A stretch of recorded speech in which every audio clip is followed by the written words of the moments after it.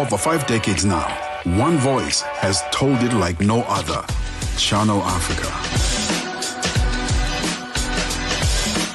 More than just a broadcaster, Channel Africa is the pulse of the continent, African-led, African-run, and deeply rooted in its heritage. It's the only international station that speaks to Africa in its own voices: English, Kiswahili, Chinyanja, French, and Portuguese. The languages that unite 1 billion people.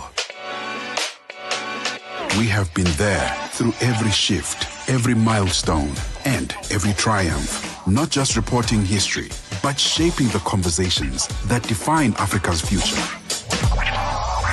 Rise and shine right here on Channel Africa, where we bring you the African perspective. It's a Monday morning and we're broadcasting live from our studios in Johannesburg, South Africa. My name is Peter Ndoro. Good morning. Good morning, Peter. And my name is Asanda Beda. Bright new day. It's the 12th of May. New week and a new morning. Yes, indeed. We're starting things off. It's already the middle of May. Yeah, hey? Jeez, this year's moving fast. It's moving so fast. We're also live streaming on our various platforms, YouTube being the main one. We're also on Instagram Live as well as Facebook Live. So with whichever way you're using to connect with us, we appreciate you for doing just that.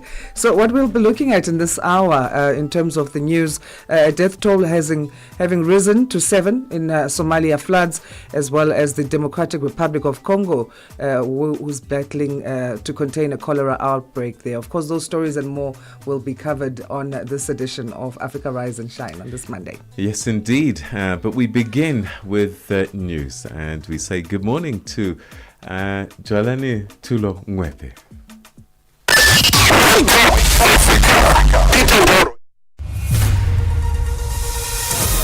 SABC News. The African perspective. Thank you, Peter. Good morning. Nigerian televangelist Timothy Omotosho is expected to appear at the East London Magistrates Court in South Africa's Eastern Cape province this morning, following his arrest this past weekend by the Home Affairs Immigration Inspectorate in East London. While the exact charges against him are not yet clear, the Department of Home Affairs says the arrest follows the rejection of his application to have Minister of Home Affairs' decision to declare him a prohibited person in the country overturned. Omotosho was arrested just after a prayer service in one of his churches in the city and has been detained in the Mdantsane police station since his arrest on Saturday morning. Last month, the High Court in Gqeberha acquitted Omotosho and co-accused Lusanda Sulani and Zuki Swasito. This after finding them not guilty on charges including rape, sexual assault and human trafficking. Leader of South Africa's economic freedom fighters, Julius Malema, has called the denial of his visa to the UK an act of cowardice. Malema was expected to speak at the Cambridge University's Africa Together conference in the United Kingdom, but was unable to attend when his visa was denied by UK authorities. Speaking in Freedom Park, Johannesburg yesterday, Malema compared the act to that of apartheid censorship. They are cowards because when you disagree with someone, you don't have to bend them. Apartheid banned our leaders. Apartheid banned Elias Muchwameni. Apartheid sent Elias Muchwameni to prison for a very long time because they did not agree with his ideas. When you don't agree with people, you must not bend them because that is a sign of cowardice. A flood in Mogadishu, Somalia, has killed at least 7 people, including 2 women, and collapsed 9 houses. The rain filled 200 homes and infrastructure in the capital, including 6 major roads. A young boy's body was discovered from debris on one of the damaged streets. The flood has caused significant damage in the city's infrastructure, hindering the movement of people. The mayor of Mogadishu, Saleh Hassan, confirmed the death toll. 2 of the people arrested in connection with the disappearance of South African journalist Asiri Ndlovu and his partner Zodwa Mdluli are expected to appear in the KwaMhlanga Magistrates Court in Mpumalanga this morning. The couple was last seen in Mamelodi in Pretoria in February. Last week, police discovered human remains believed to be those of the missing couple in Rustenburg in the Limpopo province. So far, 5 people have been arrested in connection with the case. Over the weekend, National Police Commissioner General Fani Masemola said it may take a few weeks before DNA tests to confirm the identities of the remains. And finally, after 4 days of cross-border attacks, India and Pakistan have agreed on a full and immediate ceasefire, which has now come into force. The announcement was made by President Donald Trump, who said it happened through U.S. mediation. India said there would be further talks on Monday. Pakistan has now reopened its airspace. Pakistan's Minister of State for Railways, Bilal Azhar Kayani, gave the BBC his reaction to the ceasefire. Pakistan has exercised its right to self-defense under international law, and it has responded to unprovoked Indian aggression. From here on in, the Prime Minister obviously will, and the government will assess the situation. One only hopes that India now understands, if it had any doubt regarding Pakistan's ability to defend itself against unprovoked aggression, that those doubts now stand addressed. For any news stories you would like to share with us, please do send an email to newsroom@channelafrica.co.za or call us on +27 11 714 4459. For Channel Africa News, I'm Jolani Tulo Wepe. SABC News. The African Perspective. And in our sports headline this hour, Bafana have defeated Malawi to secure the Chan Sport in August. And Team Nigeria did not participate in the 2025 World Athletics Relay in Guangzhou in China due to unavailability of visas. I'll be back with these and other stories at the bottom of the hour. Wake up, Africa. Peter Ndoro and Asanda Beda are here to help you rise and shine. Weekdays, 6 till 9 a.m. Central African Time. Only on Channel Africa. Thanks there to Fikile for our sports headlines. As you heard him, he'll be back later. Let's thank the team in this moment as well. On technical production on this Monday is Mondli Mtambo. On production, Hlengiwe Mabaso, Joey Lichodi, and Pumuzo Ramakaza. On news, Jolani Tulongwepe. On economics news, Tabiso Lehuku will be joining us later. And then sports is Fikile Lingwati. So every morning after the 6 o'clock news, we bring you a concise roundup of the top stories from across the continent over the past 24 hours. Our team of reporters, analysts, and experts provide the context you need to stay informed. So let's start kicking off today looking at the latest from Mogadishu in Somalia, where at least 7 people have been killed in 2 districts of Mogadishu after a flood triggered by severe rainfall swept through Somalia on Friday night. David Doyle has more. Several people have died, a government official said. In this street in the capital, Hassan Aliyu said his 2 nephews were swept away. One survived, but the other is missing and they suspect that he is under the debris. A spokesman for the mayor of Mogadishu said that in addition to several deaths, 9 houses had collapsed and the homes of 200 families filled with water. Some infrastructure was also damaged, Salah Hassan said, including 6 major roads. The Democratic Republic of Congo is struggling to contain its cholera outbreak.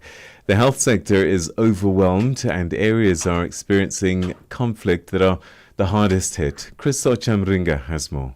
According to the Health Ministry, more than 1,000 cases are reported every week in 7 provinces across the country. Officials say more than 18,000 cases and 364 deaths have been recorded since January this year.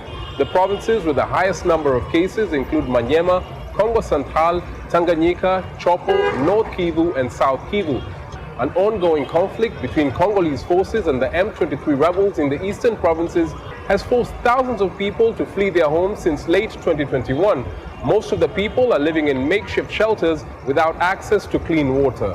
The government is working with officials from the World Health Organization and other aid agencies to offer them assistance, but they have been facing difficulty reaching patients amid the war. The U.S. State Department says it is prioritizing consideration for U.S. refugee resettlement of Afrikaners from South Africa who are victims of unjust racial discrimination. They were responding to questions from the SABC News seeking clarification about reports that the first group of Afrikaner refugees would be arriving in the United States this week. David Doyle again. It's a divisive move. Thank you, Mr. Trump. Especially given that Trump has been blocking refugee admissions from the rest of the world. Two of the sources, who requested anonymity as they were sharing internal plans, said their aim is to fly the initial cohort of around 50 Afrikaners into Washington Dulles International Airport in Virginia. In February, Trump issued an executive order that called for the US to resettle Afrikaner refugees. It said Afrikaners, who are descendants of mostly Dutch early settlers, were victims of unjust racial discrimination. Political analyst TK Poe says the refugee scheme has created a false narrative that South Africa is a country going through some civil war. South Africa's government has criticised Trump's programme, saying that it fails to recognise South Africa's history of colonialism and apartheid. It added that it's ironic that refugee status is being offered to people from the most economically privileged part of South African society. South Africa is hosting the second G20 Tourism Working Group meeting in KwaZulu-Natal province, that's on the east coast of South Africa, where global delegates are gathering to shape a more inclusive, innovative and sustainable tourism future. International Relations Chief Director at South Africa's Tourism Department is Monica Glinsler, and she has more for us.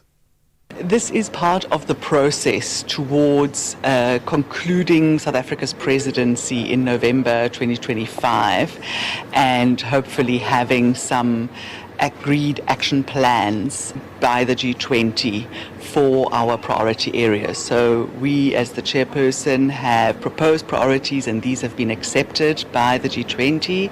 And now at our second working group meeting, we are going to be engaging with them and they will be sharing with us what they are doing and proposing to do on each of the priority areas.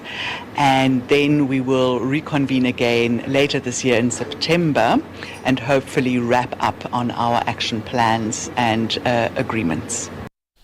That's how we come to the end of this section of the show, the Africa Roundup for this Monday. Coming up, we'll be having a chat between Peter and Mighty Jamie, our Pan-African political commentator, giving us a roundup wrap, looking at the overall weekend in terms of what you need to know. Yeah, I don't know if there was majorly memorable things. Everyone's following Traore wherever he goes. That's been the thing. But we'll find out from Jamie. That's all coming up. Stay with us. Oh, Burundi elections. Oh, how could we forget that? África. Conhece o Ntivani? Claro que sou eu. O Ntivani é o amante da música de corpo e alma. Eu amo música africana. Ele aprecia todos os tipos de melodias e passa os seus dias a ouvir a Channel África. Okay. Adivinha só, a Channel África quer ajudar o Ntivani e os amantes da música em todo o lado a descobrir ainda mais música incrível. Por isso, a Channel África está a convocar artistas africanos a submeterem as suas músicas. Músicos, lembrem-se de nos dar todas as informações relevantes no music@channelafrica.co.za. As submissões são a vossa oportunidade de ser ouvidos, mas não garantem inclusão na lista. Todas as submissões serão cuidadosamente analisadas para verificar se cumprem os requisitos da nossa estação. Canal África, a perspectiva africana. Start your day informed, inspired, and entertained. Asanda and Peter bring you Rise and Shine. Weekdays, 6 till 9 a.m. Central African Time. And it's time now for our weekly Africa Roundup Wrap. And this is where we step back from the headlines and reflect on some of the stories and key political issues that played out across the continent in the past week. And to help us unpack all of that and make sense of it all is our resident analyst, Mighty Jamie. Mighty Jamie, top of the morning to you. I hope you had a good week and a good weekend. Good morning, Peter. Yes, I did, and I hope you had one too. Good morning to the listeners. I did. But you know, on Mother's Day, you end up being the one doing everything on behalf of your children for their mom. So it was a busy one. Yes, I can imagine. So let's start with Burundi. They've officially launched its 2025 election campaign season with a symbolic ceremony in Gitega. President Ndayishimiye called for neutrality and peaceful campaigning. What do you make of this seemingly unified show of political engagement in Burundi? Is it genuine, do you think? Is this an opening of the democratic space, or is it all symbolic? Well, Peter, I mean, in the first instance, I always give people benefit of the doubt when they announce that they're turning over a new leaf or committing to democracy. So that's the first thing that I'll say about that. The second thing that I'll say is that there have been developments or shifts just in terms of the global geopolitics, and, you know, the Trump administration has been signing deals and trying to make deals, and perhaps the Burundi government is looking at that, saying maybe we can get a piece of that action, you know, because Burundi is not doing very well in human development, rural population, median age is 17. They're just right next to Rwanda, which is doing phenomenally. So I think there's an awareness there that the economy needs to go a different direction. And perhaps this is why you are seeing this lip service towards democracy.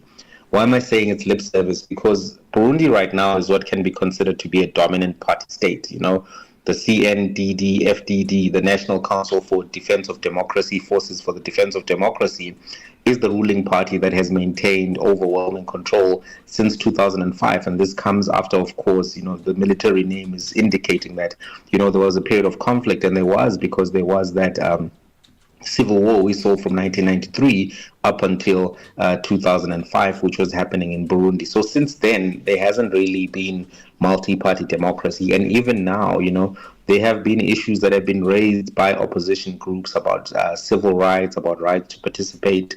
The youth wing of the CNDD has really been accused of violence, of intimidation. It's not really a political environment that I would describe as being one where we are consistent with the African Charter for Democracy, Elections and Governance as things stand. But as I said, we give people benefit of the doubt.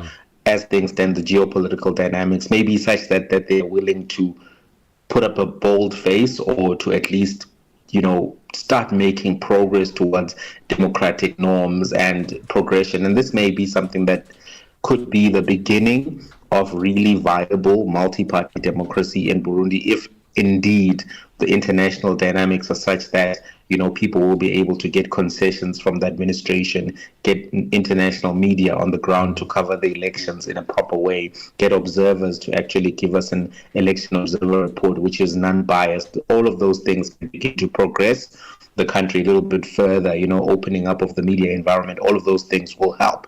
But as things stand, benefit of the doubt, but wary about giving them too much credit before we've seen how the mill looks, Peter. Yeah, we wait to see with fascination what plays out there. All right, let's go to another election. And sadly, this one is a movie we've seen before. I say that a lot when we talk.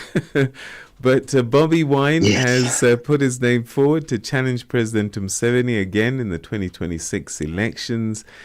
Given the outcome and allegations of fraud in 2021, are we going to see, a sequel to the first movies and the previous films, Ugandan elections? Yeah, Peter. I mean, we've seen, sometimes when you are in South Africa using Ubers and stuff, you find that there's a lot of Ugandans who are in that community. Also, Uber Eats, they'll put posters of Bobby Wine on the doors. They'll play some music from him in the car if you're listening quite carefully and if you're familiar. So people have been following his journey. People have really been supportive of him. And we've seen this movie multiple times. In fact, Disney has a movie, a documentary on the last election. I think Spotify had a podcast series on the last election and the rise of Bobby Wine. And in all of those pieces of content, what you begin to pick up fundamentally is that the Ugandan government right now has not really been pro-democracy. Yoweri Museveni is one of those people who has been really trying to hold on to power by any means necessary, including violence and intimidation.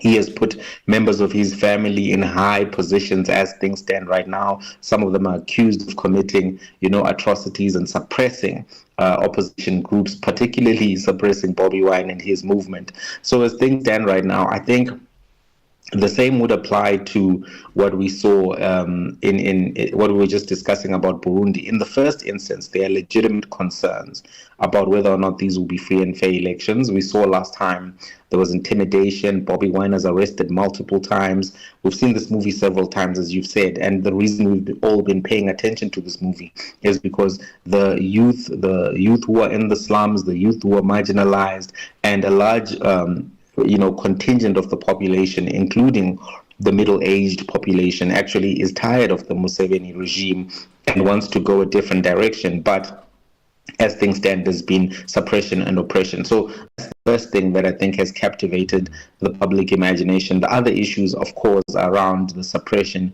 of queer rights in Uganda, which has really brought global scrutiny towards the issues that are happening in that country. But I think the geopolitical environment also will affect Uganda because there are a variety of shifts in the region, there are a variety of shifts on the global stage, which may make it a little bit harder for Museveni to behave the way that he has been behaving up until now. But I think what is going to be crucial is how the global community actually participates and covers this election. Because I think here we have a situation which is quite interesting and maybe a lesson even for Zimbabwe and other countries which are on the verge of a change of regime but are not quite getting there, is that in the first instance you have this popular young man with a clear movement, with a clear parliamentary presence, but he keeps being frustrated by the system and by how the system is operating. So it's going to be imperative on the global community, as soon as anything is done by Museveni, for there to be widespread coverage, for there to be loud coverage, and therefore for there to be pressure points that are instituted by going to people. Unfortunately, he's the one who's in power right now, Trump. But the interesting thing about Trump is that he doesn't like to be disrespected, he doesn't like to be challenged, and he's someone who's more aggressive and abrasive as opposed to Joe Biden. So I think that may actually be something that ends up assisting Bobby Wine, is because right now the Americans are kind of like, on a bully path, especially since Trump took a loss. But the conservative Christian fundamentalism may counteract the point that I just made, because a lot of people still like the fact that Museveni was somebody who took a position against what they view to be wokeness, against what they view to be identity politics, and this LGBTIQ issue is one of the ones that he has used to divide the country and to actually try to cultivate a position that goes on his side. Bobby Wine has seemed to be more progressive on the issue. He may speak conservatively to try to appeal to America. Unclear to me whether he will take a stronger position on this, but these are the dynamics. But aside from that, I think the EU and Africa can lead the conversation and then put the Americans in a position where they can't go really off script, even though sometimes they tend to. It looks as if America is looking for deals. It looks as if they're looking for partners that they can work with for the long term. I don't think Museveni right now is the strongest player in terms of for the future of Uganda. But this man is like Robert Mugabe. He could die in office, and he could die at 90-something. So it's a difficult situation. I do hope that the people of Uganda can start to see some progress, Peter. They've been frustrated, and some of them are even thinking that you can't remove Museveni through the democratic process. You have to go back to the bushes. But I don't think that's a viable prospect at this point. Yeah, and there's always that fear, of course, that his son will take over. All right, let's go to Mali. Military rulers there have suspended all political activities indefinitely, and the government is citing public order. But critics say that it's about stifling dissent. What's your take on this move by the junta? Well, I do think that the critics are right in respect to that the move is a manner of holding on to power and consolidating power by the junta. Since the coup, and there was coup 1, I think 2020, 2021, 2 of them, we've seen, the junta really moving in various ways to try to maintain and consolidate its own control. We've seen this discussion about having a 5-year term for this junta to have consolidation and make peace part of their agenda for the next 5 years. So as things stand right now, it looks to me like this is a continuation of the same. I do think that there's a small caveat that we can make for Mali, in that there's been so much unrest in terms of their security threats. The large number of security threats generally in the Sahel region are such that it may not be conducive to actually go through a democratic process right now, but it is necessary for there to be progress towards that, an announcement of an election, as they are trying to deal with the terror threats from the extremist groups.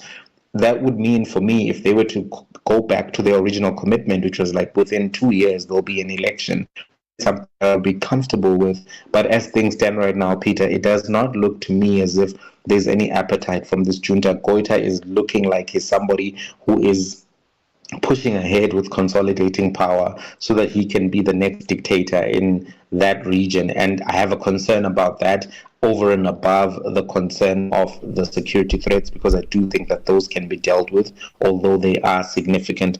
All of this also is just happening in the backdrop of France, which has really participated in the destabilization of the region while pretending to be for progress in the region and helping them with defense. I really always point my finger back at France, in as much as I'm also pointing my finger at some of these leaders. I'm not sure about this alliance of Sahel states. I'm not sure about these military juntas, in as much as they're getting a lot of praise on social media, Peter. I still have question marks. I just wish I could speak more French, because sometimes you can actually access the real conversation on the ground, and that language barrier is hindering me from getting full picture about what's going on. Yeah, tu dois apprendre le français. You have to learn French, my brother. Okay. I'll work on it, Peter. So let's go to South Africa now. And this is, for South Africans here watching this play out, can't believe what's happening. That Donald Trump is welcoming white Afrikaner, in inverted commas, refugees. And break this story for us, because I'm trying to figure out what's in it for Donald Trump to do this.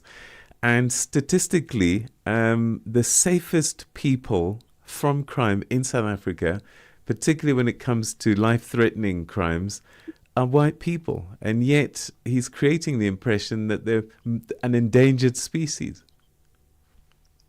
Yeah, Peter, this whole series of events is a bit bewildering and contradictory, but consistent with the Trump worldview. So we saw Trump suspending the U.S. refugee admissions program on day one when he was inaugurated.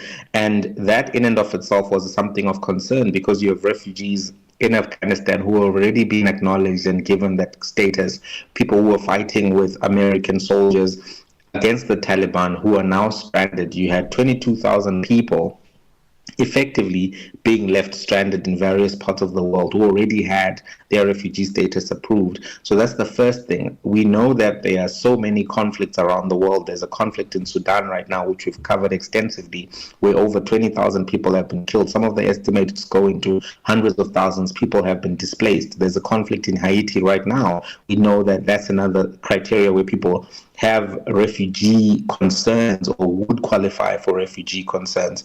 But Trump has always expressed that he would rather have refugees from Norway, he would rather have refugees from European nations, as opposed to, he said, he didn't say the words, but S-hole countries. That is what he is accused of having said. So that's why I'm saying it's consistent with his worldview. But I did international law at WITS and refugee law, and when you look at the definition of a refugee, I don't think that white Afrikaners qualify for that definition, because under the refugee conventions and under the international law, a refugee is somebody who has a well-founded fear of persecution.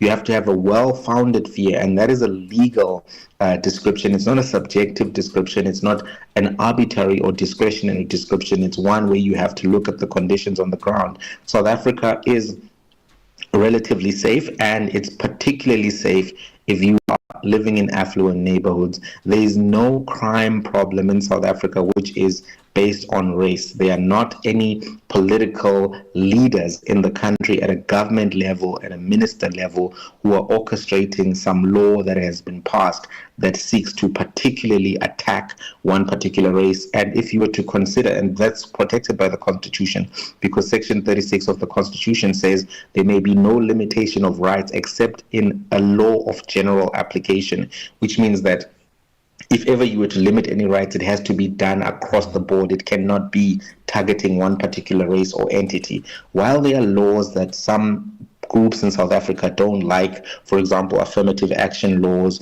for example, the Expropriation Act, this is nowhere similar or close to anything that happened in Zimbabwe or in places like that. So unfounded on the basis of the definition, something that does create unfairness, because there are real refugees in the world right now, Peter. And I think the low adoption rate actually shows, because only 49 people so far are flying on this first flight, landing in America, I think, on Tuesday. I think this program is going to end up being a farce, and it's going to end up being egg on Trump's face, because a lot of people are not going to take it up. They actually are living good lives in South Africa. Yeah, we've run out of time, but very briefly, as a lawyer, let's assume these 49 people go across.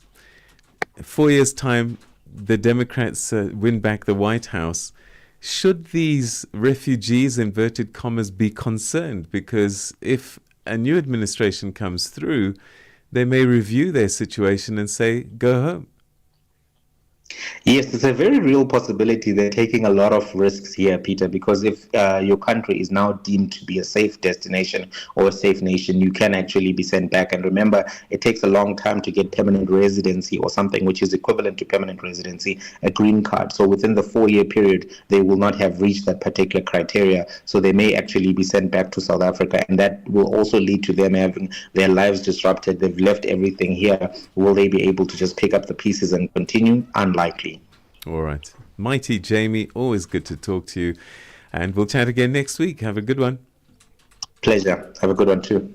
All right. That's one of our resident analysts there, Mighty Jamie, talking to us about some of the big stories that have played out in the past week. Let's focus our attention on our news headlines as we say good morning once again to Jwalani Tulo Mwepe. SABC News. Headlines. The African Perspective. Thank you, Peter. Good morning. Making headlines, the first group of white Afrikaners from South Africa granted refugee status by the US government is expected to arrive in Washington this morning. They departed OR Tambo International Airport in Johannesburg yesterday. A flood in Mogadishu, Somalia has killed at least 7 people, including 2 women, and collapsed 9 houses. The rain filled 200 homes and infrastructure in the capital, including 6 major roads. And finally, after 4 days of cross-border attacks, India and Pakistan have agreed on a full and immediate ceasefire, which has now come into force. The announcement was made by President Donald Trump, who said it happened through US mediation. I will have details on these and other stories at 7 o'clock. SABC News. Headlines. The African Perspective. Let's get the latest from the world of sports. And as we say, good morning to Fikile Lingwati, who's got our details. Sports on Channel Africa. The African Perspective. Good morning, guys. We begin with football news this hour. Bafana secured qualification for the 2025 African Nations Championship CHAN with a 2-0 win over Malawi at the Loftus Versfeld on Sunday. With several changes for the first leg lineup, interim coach Molefi fielded a refreshed squad, including Riyad Biterse in goal, Neo Maema wearing the captain's armband, and Victor Letsoalo leading the line. The technical shake-up paid early dividends. Letsoalo opened the scoring in the first quarter of the match, pouncing on defensive uncertainty to slot home and hand Bafana the initiative. The win caps off a controlled two-leg performance from Bafana, who now turn their attention to preparations for the CHAN tournament in August.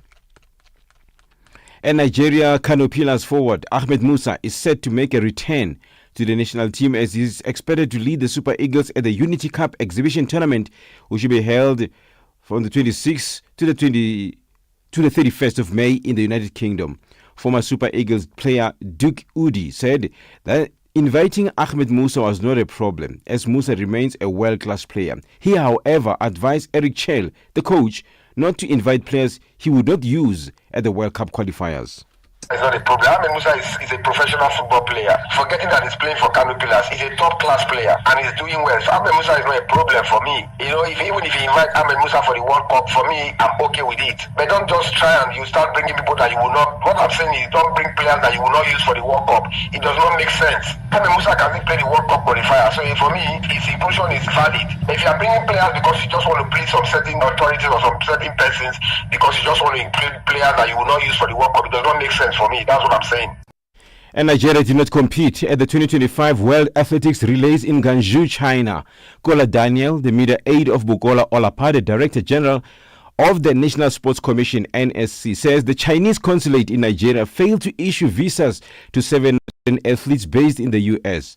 NSC added that the decision was due to China's hard policies against the USA. Our correspondent in Nigeria, Tony Obani, reports.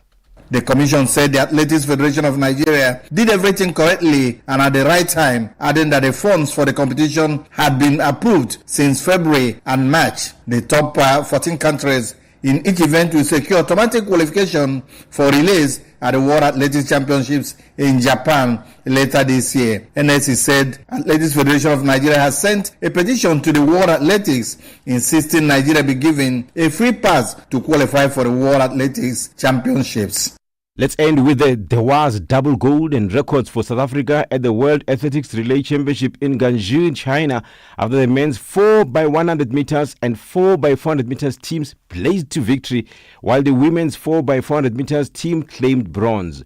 The South African men's 4x100 meter quartet of Bayanda Walaza, Snesipo Tambile, Bradley Ngwana, and Agani Simbine scorched round the track in a world-leading 37.61 seconds to claim gold. For any sports stories you'd like to share with us, please send an email to newsroom@channelafrica.co.za or call us on +2711 714 4459. This is Channel Africa Sport with me, Fire Lingwati.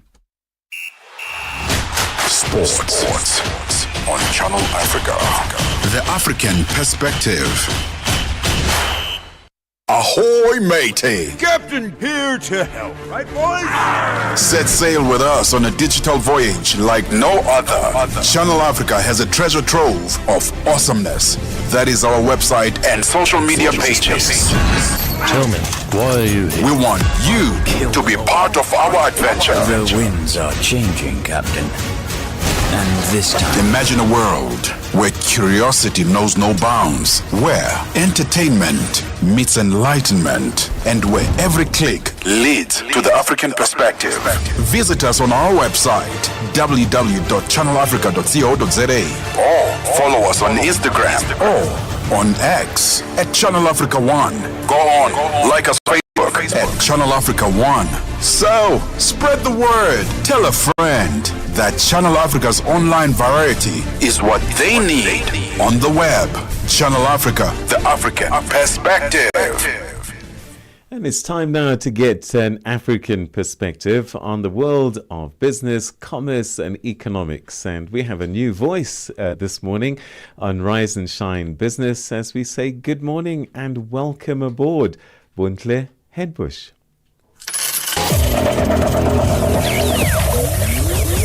Business news on Channel Africa.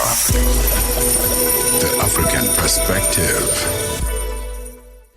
Thank you, Peter. Good morning. Our top story this morning, South Africa's International Relations Minister, Ronald Lamola, will this morning be briefing the media, focusing on South Africa's G20 presidency. South Africa assumed the role of the presidency of the G20 in December last year, taking over from Brazil.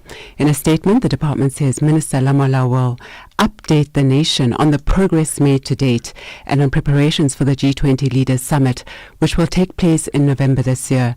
South Africa's presidency comes at a time where the world economy is facing challenges, including geopolitical crises.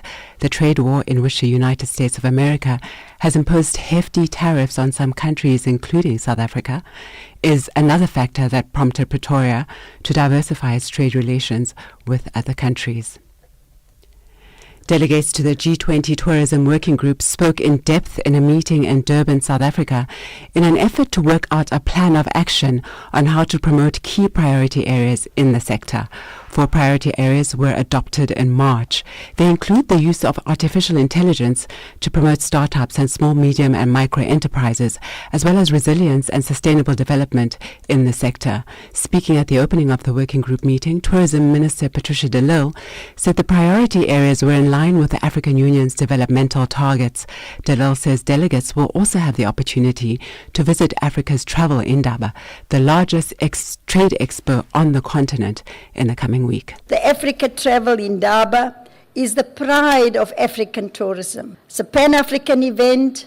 At least more than 27 African countries will be present here and ministers. And in this year's trade event that we call Indaba in South Africa, we will welcome over 1,300 exhibitors and over 1,200 buyers from 55 countries across the world. Nigeria's Senate has passed 4 tax reform bills aimed at boosting government revenue, nearing completion of a plan that has faced criticism and pushback from within President Bola Tinubu's ruling All Progressives Congress.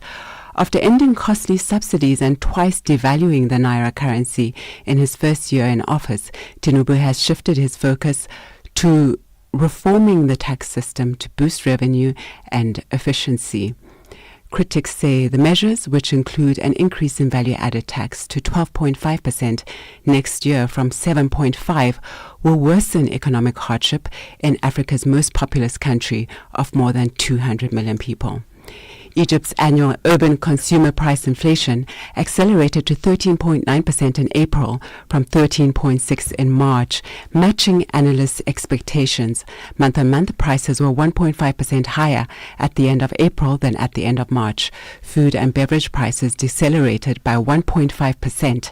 Annually, food and beverage prices rose by 6%. The median forecast of analysts polled by Reuters was for annual inflation to have climbed to 13.9%. The U.S. Treasury Secretary Scott Bessent has described trade talks between the U.S. and China as productive and constructive. His comments came at the end of 2-day meetings in Geneva in a bid to resolve a hostile trade war between the two countries. The BBC's Imogen Folks has the details. Before these talks began, the U.S. Treasury Secretary warned against expecting any major breakthrough. But after 2 days face-to-face with Chinese diplomats, Scott Bessent seemed more optimistic. Agreement was reached more quickly than expected, U.S. officials said. Both countries know they need a deal that doesn't involve huge tariffs. Taking a look at our indicators this morning, $1 in Nigeria is trading at 1,000 naira 606. In Botswana, it's at 13 pula 46. In Kenya, the dollar is trading at 128 shillings 707. In Zambia, at 27 kwacha 3. In the BRICS countries, $1 in Brazil is trading at 5 reals 64. Russia is at 82 rubles 49. In India, 85 rupees 38. And in China, the yen is at 7 yen 22. And South Africa, $1 is trading at 18 rand 23 rather. $1 is trading at 75 pence to the British pound and 88 to the euro. Looking at commodities, gold is trading at $3,270 and platinum at $998 per ounce. The price of Brent crude oil is at $64.13 a barrel. For any business stories you'd like to share with us, please send an email to newsroom@channelafrica.co.za or call us on +27 11 714 4459 for Channel Africa Business. I'm Wontle Headbush.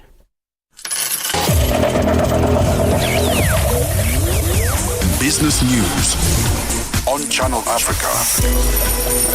The African perspective. Mornings made better with Peter and Asanda on Rise and Shine, weekdays 6 till 9 Central African Time on Channel Africa. G20 in Africa, exclusive to Channel Africa. Let's bring you our G20 fact for this Monday, the 12th of May. Did you know that the timing of South Africa's presidency is especially significant as Africa's role within the G20 is rapidly expanding?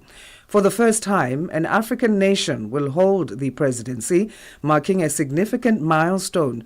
Additionally, the formal addition of the AU as a permanent member of the G20 is a development that has the potential to carry substantial weight for the continent. And that's our G20 fact this morning. The G20 Empowerment of Women Working Group's partner, Tshwane University of Technology, says research indicates that women across the globe. G20 in Africa, exclusive to Channel Africa, championing Africa through solidarity, equality, and sustainability.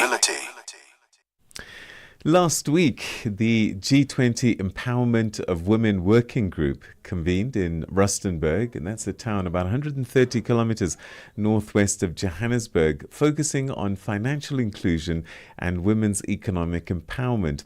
Over 2 days, the global conference examined the challenges that women-led businesses face in accessing capital.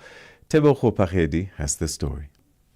The G20 Empowerment of Women Working Group's partner, Tshwane University of Technology, says research indicates that women across the globe struggle to get funding for their businesses. University's Vice Chancellor and Principal, Professor Tinyuko Maluleke, elaborates. And we also have observed as researchers that there is an unspoken divide and rule globally. The common thread globally is that it is harder for women to get loans, to be trusted with loans. It is harder for women to get into the economic levers of their country. Kuma Musatupa, owner of a logistic company, confirms their struggle and red tapes. I have applied for funding in various government institutions. We'd probably get feedback. The turnaround time is too long. You'd only get feedback after a year or so, and it would be negative. Age is also a contributing factor. I'm 40 now, so I'm just above youth. So I don't qualify in most of these fundings. The second day of the conference cited non-compliance as another obstacle for businesses. Female entrepreneurs say programs offered by different organizations also highlighted the need for their businesses to comply in order to access funding.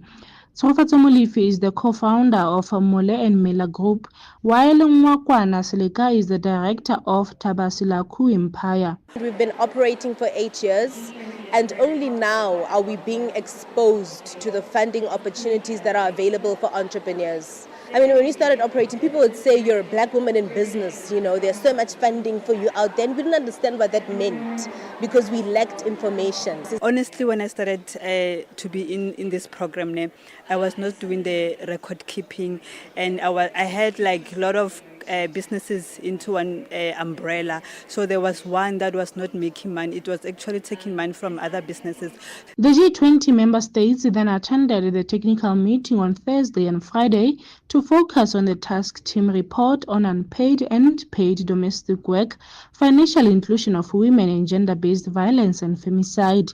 Minister of Women, Youth and Persons with Disabilities, Sindisiwe Chikunga, says the discussions will lead a way for the proposals made to G20 member presidencies, which might influence their state policies. This technical committee and technical team, which is going to sit in the coming 2 days, will be looking at that with the aim of starting to draft the declaration that will be adopted by the ministers at the end of the year, that is in November.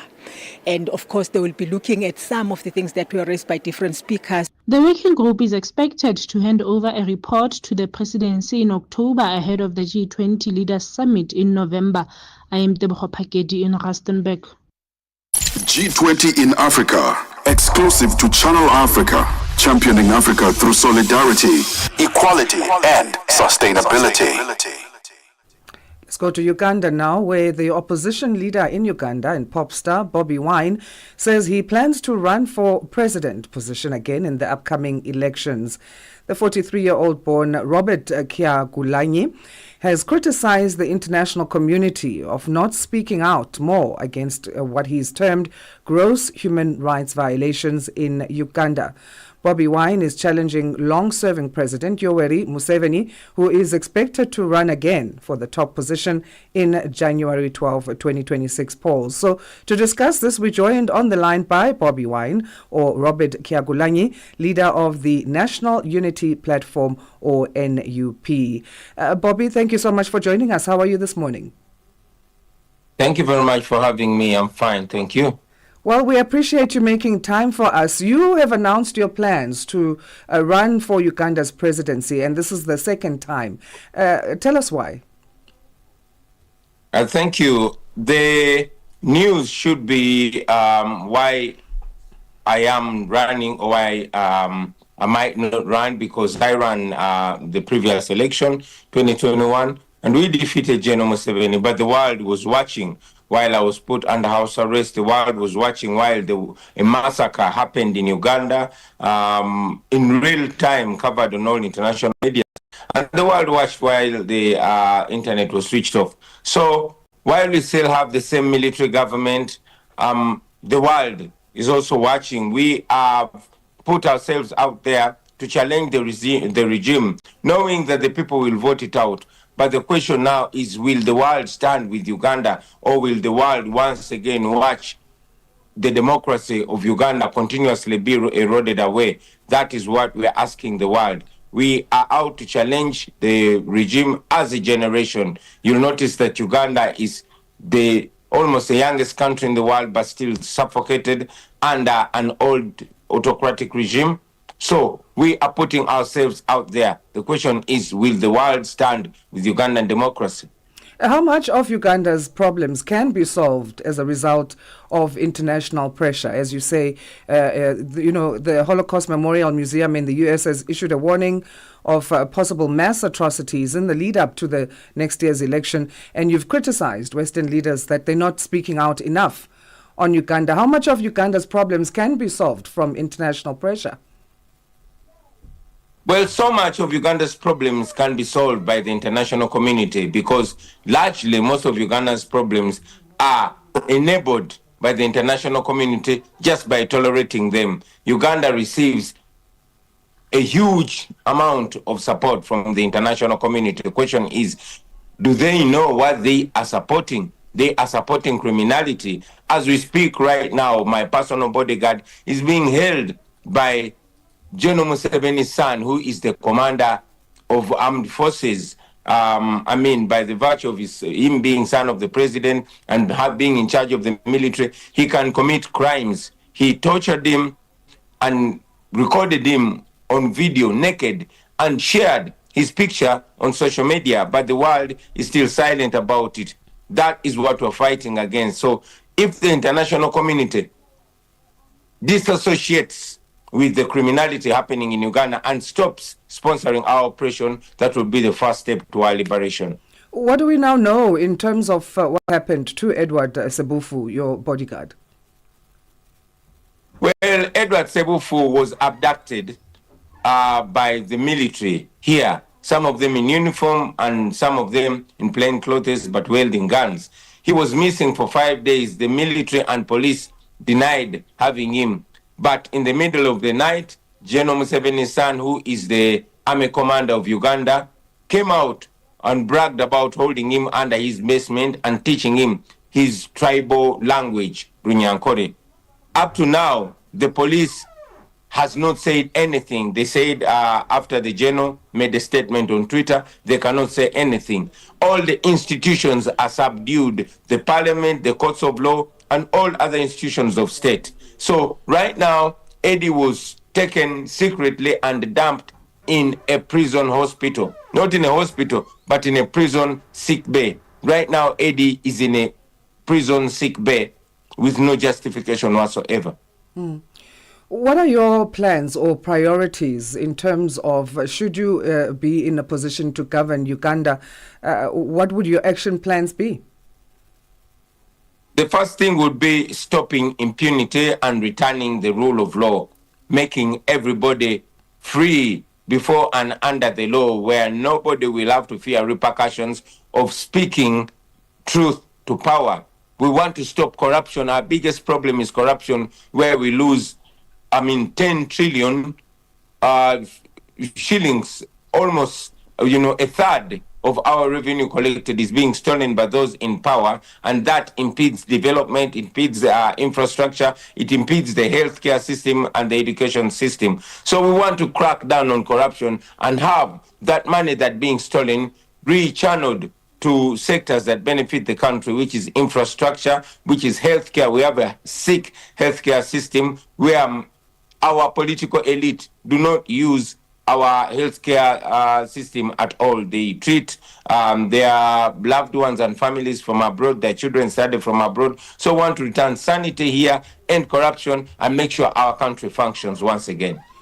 Your country's government has accused your party, the National Unity Platform, or NUP, of playing victim here and even staging certain kidnappings for political gain. How do you respond to the accusation that you may be sowing divisions in your country? Well, this is very unfortunate because all people that have gone missing, whoever has shown back again, have shown up again, they have shown up in a military court, they've shown up in military barracks, and others have shown up in police stations completely tortured. So I wonder whether we can abduct ourselves and then detain ourselves in military installations. Many of them have never shown up again. Many of them are still missing up to now. So any claim that we abduct ourselves is really, really unfortunate.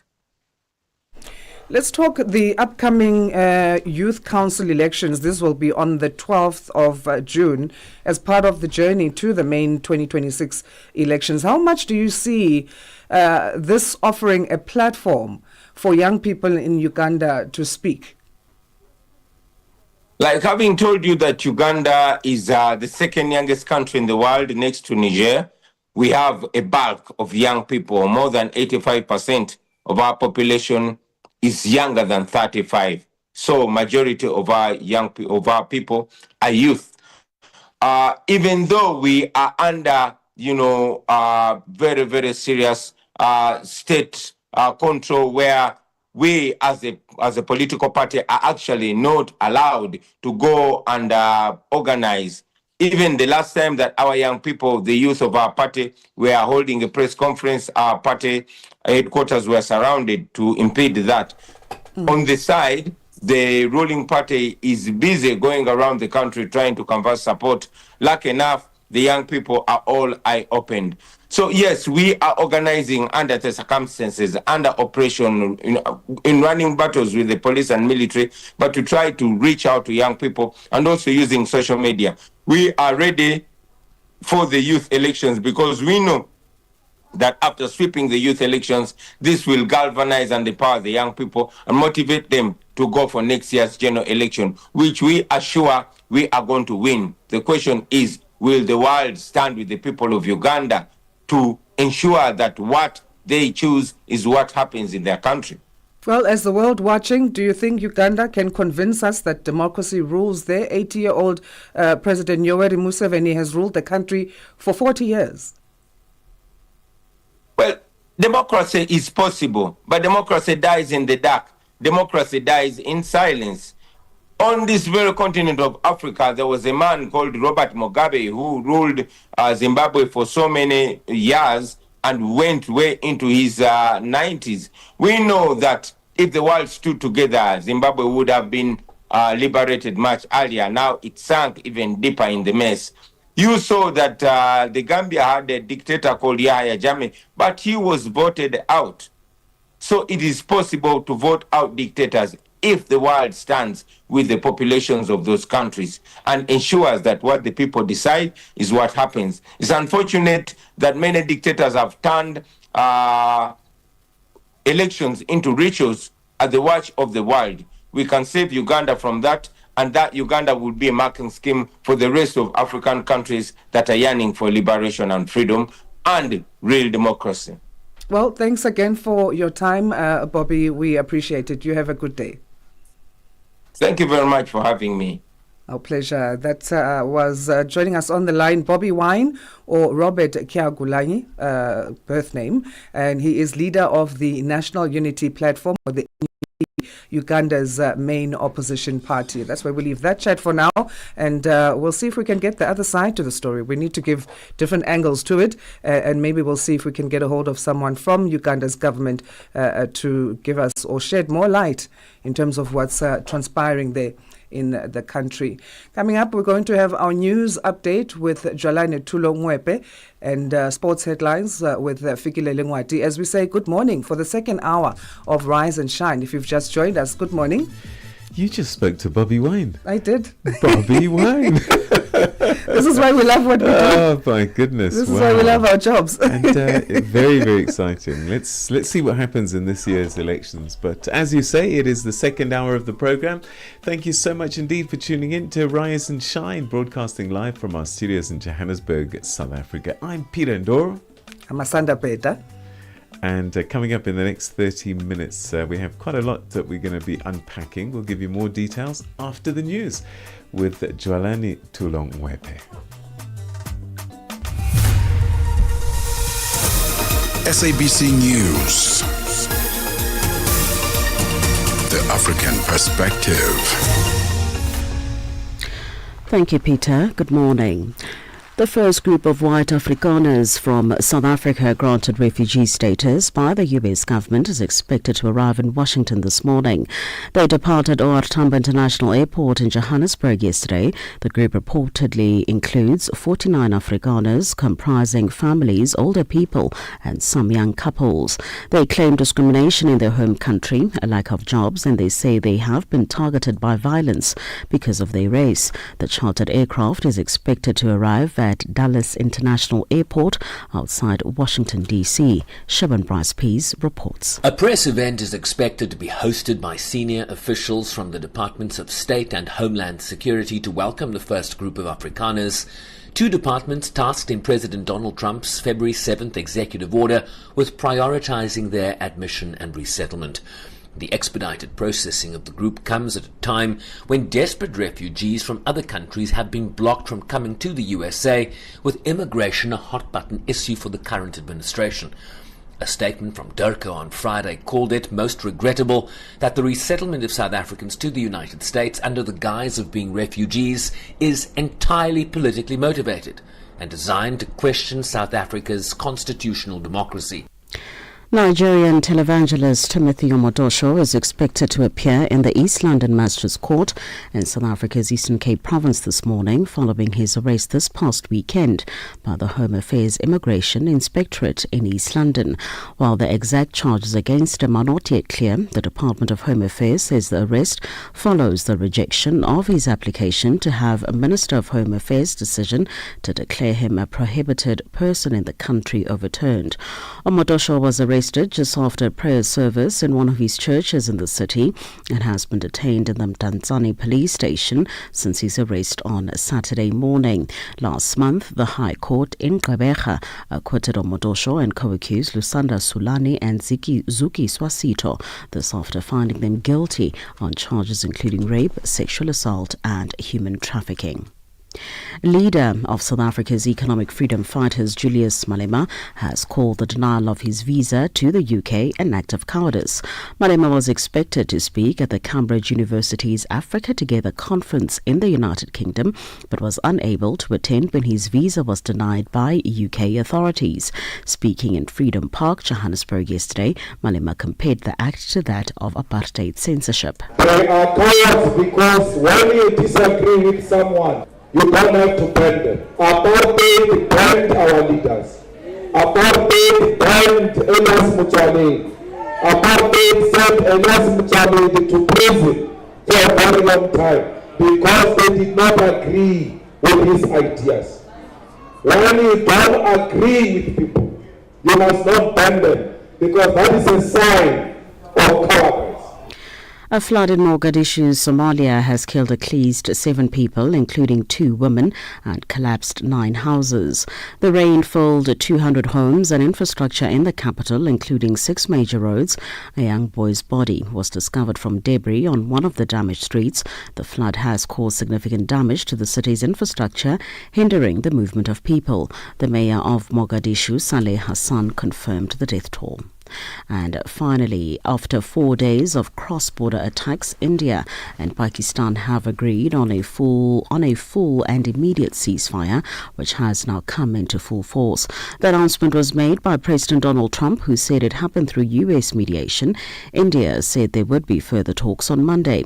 Pakistan has now reopened its airspace. Pakistan's Minister of State for Railways, Bilal Azhar Kayani, gave the BBC his reaction to the ceasefire. Pakistan has exercised its right to self-defense under international law, and it has responded to unprovoked Indian aggression.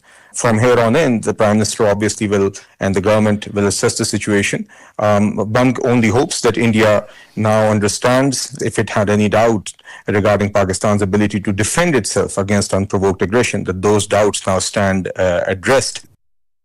For any news stories you would like to share with us, please do send an email to newsroom@channelafrica.co.za or call us on +27 11 714 4459. For Channel Africa News, I'm Johnny Tulo Webe. SABC News. The African Perspective. In our sports headline, South Africa is expected to face off with DR Congo in the quarterfinals of the ongoing Under-20 Africa Cup of Nations. And in tennis, Carlos Alcaraz joined reigning Italian Open champion Alexander Zverev in the last 16 of the Rome Open. I'll be back with these and other stories at the bottom of the hour. Start your day informed, inspired, and entertained. Asanda and Peter bring you Rise and Shine. Weekdays, 6 till 9 a.m. Central African Time. Julius Malema, the leader of the Economic Freedom Fighters Party in South Africa, has slammed the United Kingdom's decision to deny him a visa, calling it an act of cowardice. Malema was scheduled to speak at the Oxford Union, one of the world's most prestigious debating platforms. Speaking to supporters in Soweto and Johannesburg, he criticized the move as a deliberate attempt to silence dissenting voices from Africa. Zara Grunewald has the story. EFF leader Julius Malema has again hit out at British authorities and branded them as cowards for denying him a visa to attend the Cambridge University's Africa Together conference in the United Kingdom. Malema has compared the act to that of apartheid censorship. They are cowards because when you disagree with someone, you don't have to bend them. Apartheid banned our leaders. Apartheid banned Elias Motsoaledi. Apartheid sent Elias Motsoaledi to prison for a very long time because they did not agree with his ideas. When you don't agree with people, you must not bend them because that is a sign of cowardice. Malema added that he will always be welcomed in Soweto and that he is not ashamed of his visa denial. It is Elon Musk, it is Donald Trump who want to criminalize me for speaking truth to power. And they want to declare me an international criminal. Whether they declare me an international criminal or not, whether they deny me visa or not, Soweto will never deny me visa. Soweto will always welcome me. I'm proud to be in Soweto today. I don't feel ashamed that I was banned by London. With by-elections just days away in Ward 24, the ANC, first-time contender Nkunto Wesizwe Party, and now the EFF, have all descended in Freedom Park, which is up for grabs with the looming by-elections to be held on the 14th of May. The residents took turns listing their service delivery concerns of water and electricity to the EFF leader, to which Malema assured that the EFF was the top candidate to look after their needs. We vote for them, but they don't deliver anything to us. That's why the EFF was formed, so that the ANC can die and the EFF can emerge and look after the black nation. I am Zara Groenewald in Soweto. You can find us on our social media platforms here on Africa Rise and Shine and Channel Africa. We are on X, we are on Instagram, we are on Twitter. TikTok. We are there as well. And the handle is at Channel Africa 1. Of course, you can find us on Facebook as well as Channel Africa. Back to news. South Africa's Minister of Social Development, Sisisi Tulashe, has urged government officials to honor their commitments and uphold accountability. Speaking at the ongoing National Development Agency or NDA program in Johannesburg, the minister stressed the importance of clear and consistent communication with the public about the agency's mandate and role in advancing social development. Channel Africa's business reporter Innocent Samosa has more. In a renewed push to revive the mission of the National Development Agency, key government officials, stakeholders and leaders gathered to reflect on the agency's role, which has remained largely dormant for nearly a decade. But why was the NDA established in the first place? South Africa's Minister of Social Development, Sisisi Tulashe, addressed the question, highlighting the agency's original mandate and its importance in driving community development. Chair, the NDA's work is directly aligned with the second pillar of the current government's priorities, which is reducing poverty and addressing the high cost of living. In January this year, I visited some of the projects that the NDA funds in the Western Cape. I know, and because I saw with my eyes what is being done by the young man who was talking to us here today. The minister also urged government officials to honor their commitments and engage openly with South Africans about the agency's goal and responsibilities.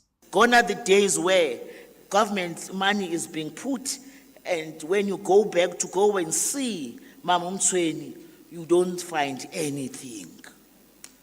And this time around, what has been said here and the testimony that has been given today, we are part of those that say, indeed, it is happening. She went on to praise the women of South Africa, commending them for stepping up and offering solutions in the face of social challenges. All this that I've heard and experienced reminds me about women of 1954, under the banner of the Federation of South African Women, who met at that time and drafted the Women's Charter And already women stood together because they carried the brunt of all ills in the society, including hunger, which is the case today. As efforts to revive the National Development Agency gain momentum, the call is clear. Government must lead with integrity, and citizens, especially women, continue to be at the heart of driving change. For Channel Africa News, I am Innocent Samosa in Johannesburg. Annie Kalonji sur Channel Africa. Nous étions en train de savourer la chanson Démocratie. Démocratie. Ça veut dire quoi? Démocratie, déjà, ça dérive de démocratie, qui est le régime dans lequel nous sommes, dans notre pays. Mais j'ai plutôt pensé que nous sommes plutôt dans une démocratie. Pourquoi? Où il y a une cruauté tellement... une méchanceté des dirigeants envers la population. En fait, dans cette chanson, je suis en train de blâmer tout le monde. Je blâme et les dirigeants, qui pour moi sont des démocrates. Oh, je suis maintenant en train de comprendre. Donc, démocratie. Oh! Annie Kalonji, tous les dimanches sur Mix Vibration. Got something to say? Are you passionate about issues that matter? Do you have a voice that deserves to be heard? Well, we've got the perfect platform for you. Call in or drop us a WhatsApp on +27 63 406 9126. And we will call you back. So you could have your say and be part of the conversation. 30 years of age, I just turned 30 on the 15th of November. So that's who I am, you know. It's not just talk. It's your chance to air your views. Share your opinion. Engage with a community that values your perspective. Follow us on our social media. Visit our website at www.channelafrica.co.za and get ready to share your views on Channel Africa, the African perspective. Your morning companion with the stories that matter. This is Rise and Shine on Channel Africa. 14 minutes past 7 Central African time it is here on Africa Rise and Shine. The Board of Health Funders annual conference taking place in Cape Town in South Africa this year sets the stage for game-changing partnerships that are reshaping healthcare and tackling the industry's toughest challenges. With captivating case studies showcasing international, regional, and local collaborations, 400 delegates will uncover how these partnerships are disrupting the status quo and expanding access to health for all citizens. For more, we joined on the line from Cape Town by Dr. Katlego Mutudi, Managing Director of the Board of Healthcare Funders. Dr. Mutudi, good morning and thank you for making time for us. Good morning and thanks for having us. So you spoke at the conference or before on the sidelines about the importance of forging regional alliances. How do you see this happening? The BHF is in a fortunate position of having membership beyond the borders. So we are able to take note of developments from a policy perspective. What we realize, and this was emphasized during the COVID era, that healthcare doesn't actually know any boundaries. The challenges that we have as a country in South Africa, most of our regional partners are also going through the same. And even the policy imperatives, for example, the ushering in of universal health coverage is high on the agenda of these countries. So we foresee chances where we are able to discuss let alone the differences that we might observe in the different countries, but actually try to hold one another's hands in the way forward. And whether this can extend to issues around pharmaceuticals, technology, etc.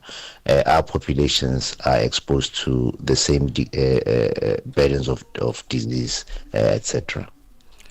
What are the challenges that are affecting the provision of healthcare on the continent? I think the main challenge, comes from the funding. I think there is gross underfunding. And for the region this has been accentuated by even the recent decision to withdraw PEP funding.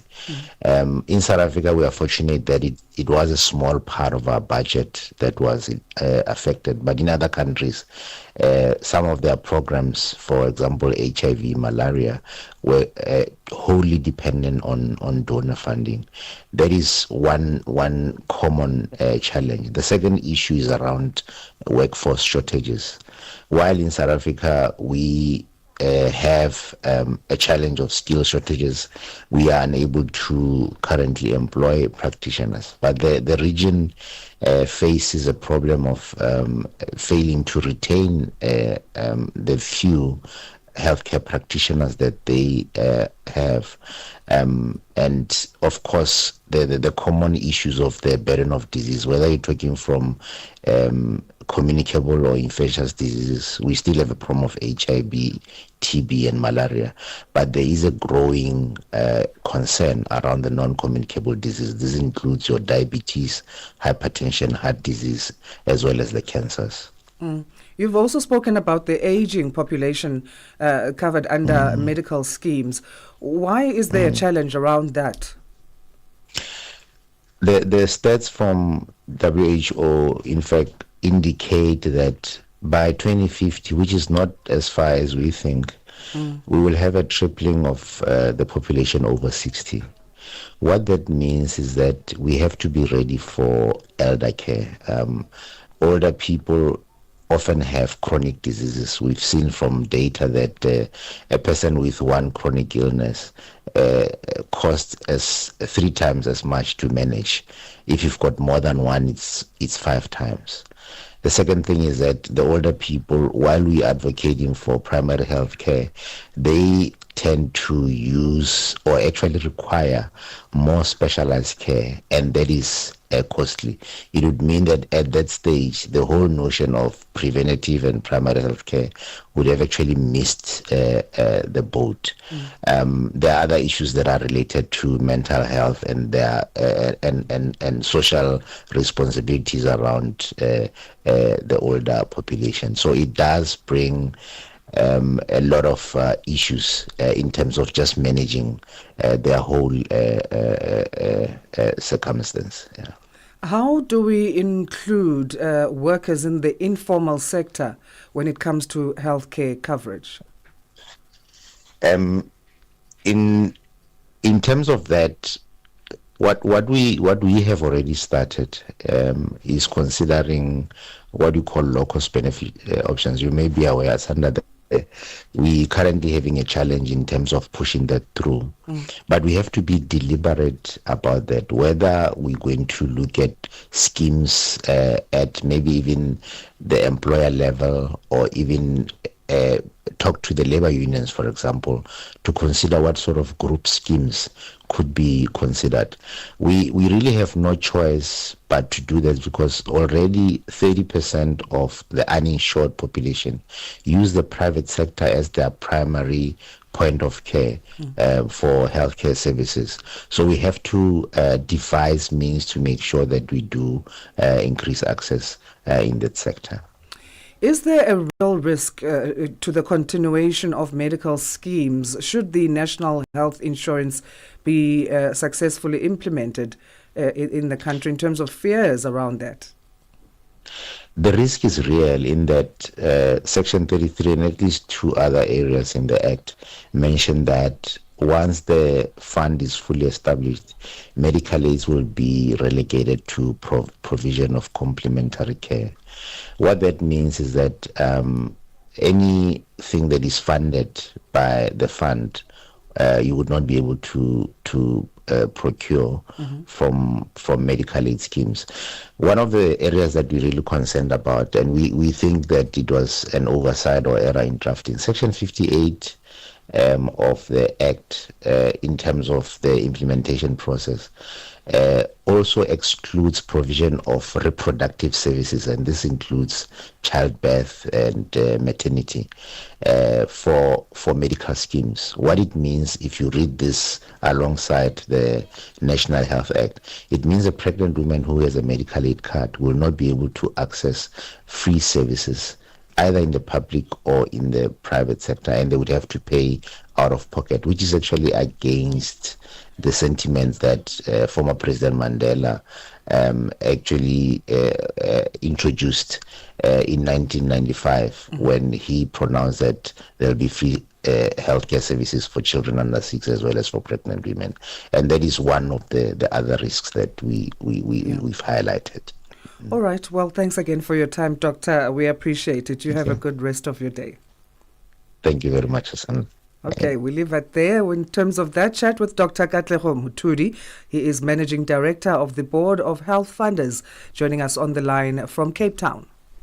A fresh morning, a fresh perspective. Stay tuned to Rise and Shine on Channel Africa. Right, 7:22 Central African Time. Now, the first group of white Afrikaners granted refugee status by the U.S. government is expected to arrive in Washington this morning. They departed OR Tambo International Airport in Johannesburg last night, and the group reportedly includes 49 Afrikaners comprising families, older people, and some younger couples. The chartered aircraft is expected to arrive at Dulles International Airport, just outside Washington, D.C. We're now joined on the line by the founder of a grassroots group called Amerikaners, Sam Busa. Thanks very much indeed for joining us. Welcome to the program. Thank you, Peter. Thanks for having me on. So what can you tell us about this group that's coming? Are they refugees for real? Well, they've made application as refugees under the executive order issued by President Trump in early February. So yes, their legal status is as refugees, and there are many more. So that's the first group of a pilot group. It's a pilot group of a much larger body of people who have made application to take up this offer in America. Is there any special paperwork they had to fill in, reasons for leaving? What's been the main one? Well, the information we've received has been somewhat fuzzy because there has, obviously been some clarification after the executive order, but we haven't received formal guidelines yet. So the eligibility criteria, we still reference the word Afrikaners. And in South Africa, we all know exactly what Afrikaners mean. So obviously there are a lot of English-speaking South Africans who are saying, hey, what about me? So that clarity has not come through yet. So we have deduced, based on the information we have been given, which is scant, and the fact that an email address was made available, we have made a statement. So this is like the application. We've made a statement as an expression of interest to a particular email address that's been given to access a state.gov official. Okay, and as part of that, we've also run around, we're obtaining our passports, etc. So we're all sitting on a list. Amerikaners.com has 42,000 people, just us, as a movement of folks that came together by virtue of their interest in the program. So we have 42,000 people that would like to go to America. So the 50 people going now is very much the pilot group. All right. So I spoke to a lawyer a little bit earlier on, and there is a question about what if the administration changes and this group of people, whatever number it reaches, if there's a change in administration in the US, is there no fear that you might be sent back if the new administration decides that you're not refugees, you don't qualify for refugee status? Well, the chances of that are minuscule to zero. And the reason is that, first of all, the administration could only change in just under 4 years' time. So by that time, within a year, when you arrive in America, within a year you get your green card, you obtain permanent residency. That does not necessarily lose you, that does not see you lose the status of refugee, but you do obtain your green card. Then a further 5 years later, you would qualify as a citizen. You'd be naturalized. Now, the executive order, as it's written, has been backed up with Congressman Troy Nels of Texas submitted to Congress the Afrikaner Act. So there is clear intent to codify the executive order. However, even if that doesn't codify the executive order, never in history has an executive order been retrospectively cancelled. So even if a new president comes in, he's a Democrat and decides, no, this is not good, etc., he may cancel the executive order effective from that date, not effective back to February 7, 2025. So that there's almost zero chance of that happening. Tell me about the people that are applying. Where are they from? Who are they? Is it from all over the country? Where are they from? Who are they? Well, it is from all over the country. I think a lot of people are feeling very dispossessed in their own country by virtue of, laws on the statute books, by virtue of songs that are being sung, by virtue of there simply being no future to buy a little piece of land and build a family, etc., because of the fear hanging over their heads, real or perceived. That perception exists, and it's very strong, that there's no future for Caucasian white South Africans in this country, and those folks that are feeling that intensely have obviously risen up all over the country and come forward and said, look, I just want to go to a place where this fear doesn't exist. So when we talk about refugees, you're seeking refuge from what? Economic issues, or is this genuine safety issues? What are the issues?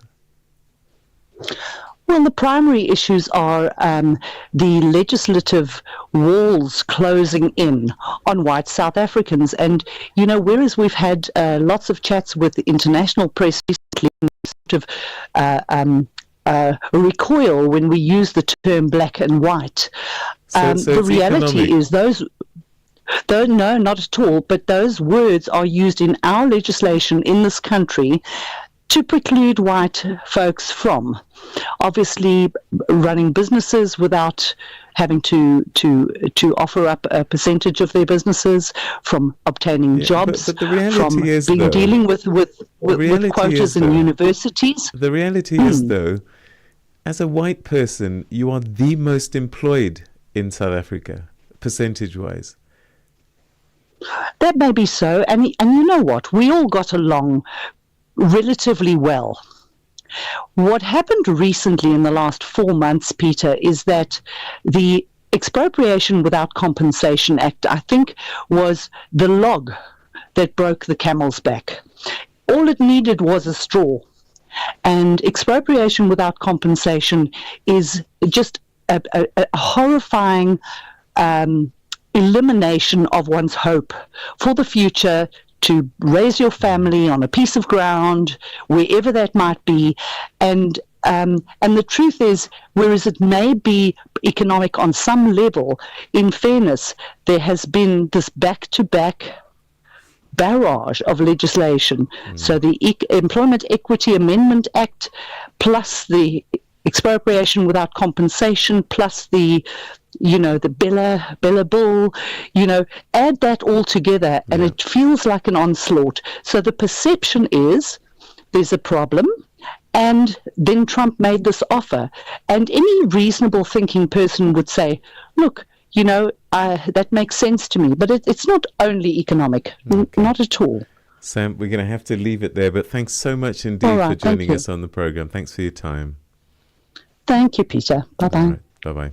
That's Sam Busa, who's the founder of the grassroots called Amerikaners. And this is all about white Afrikaners. White Afrikaners. If you're colored, forget it, mate. that have been given refugee status by President Trump in the United States.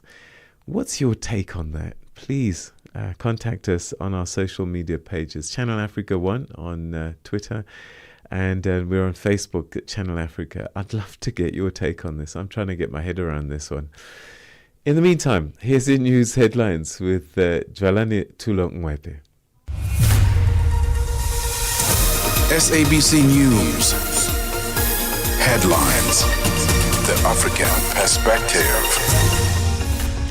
Thank you, Peter. Good morning. Making headlines, the first group of white Afrikaners from South Africa granted refugee status by the U.S. government is expected to arrive in Washington this morning. They departed OR Tambo International Airport in Johannesburg yesterday.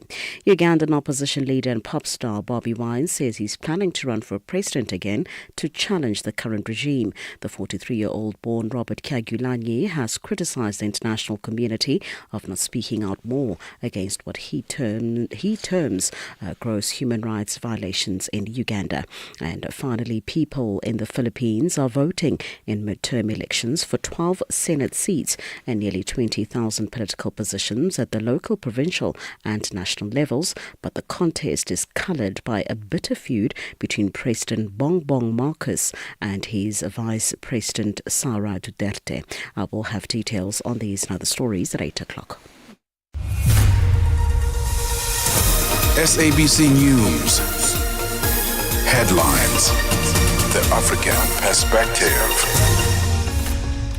Let's find out about South Africa being expected to face off with the DRC. This is in the quarterfinal stages of the Africa Cup of Nations. Well, Fikile Lingwati has the details for us as he brings us our sports.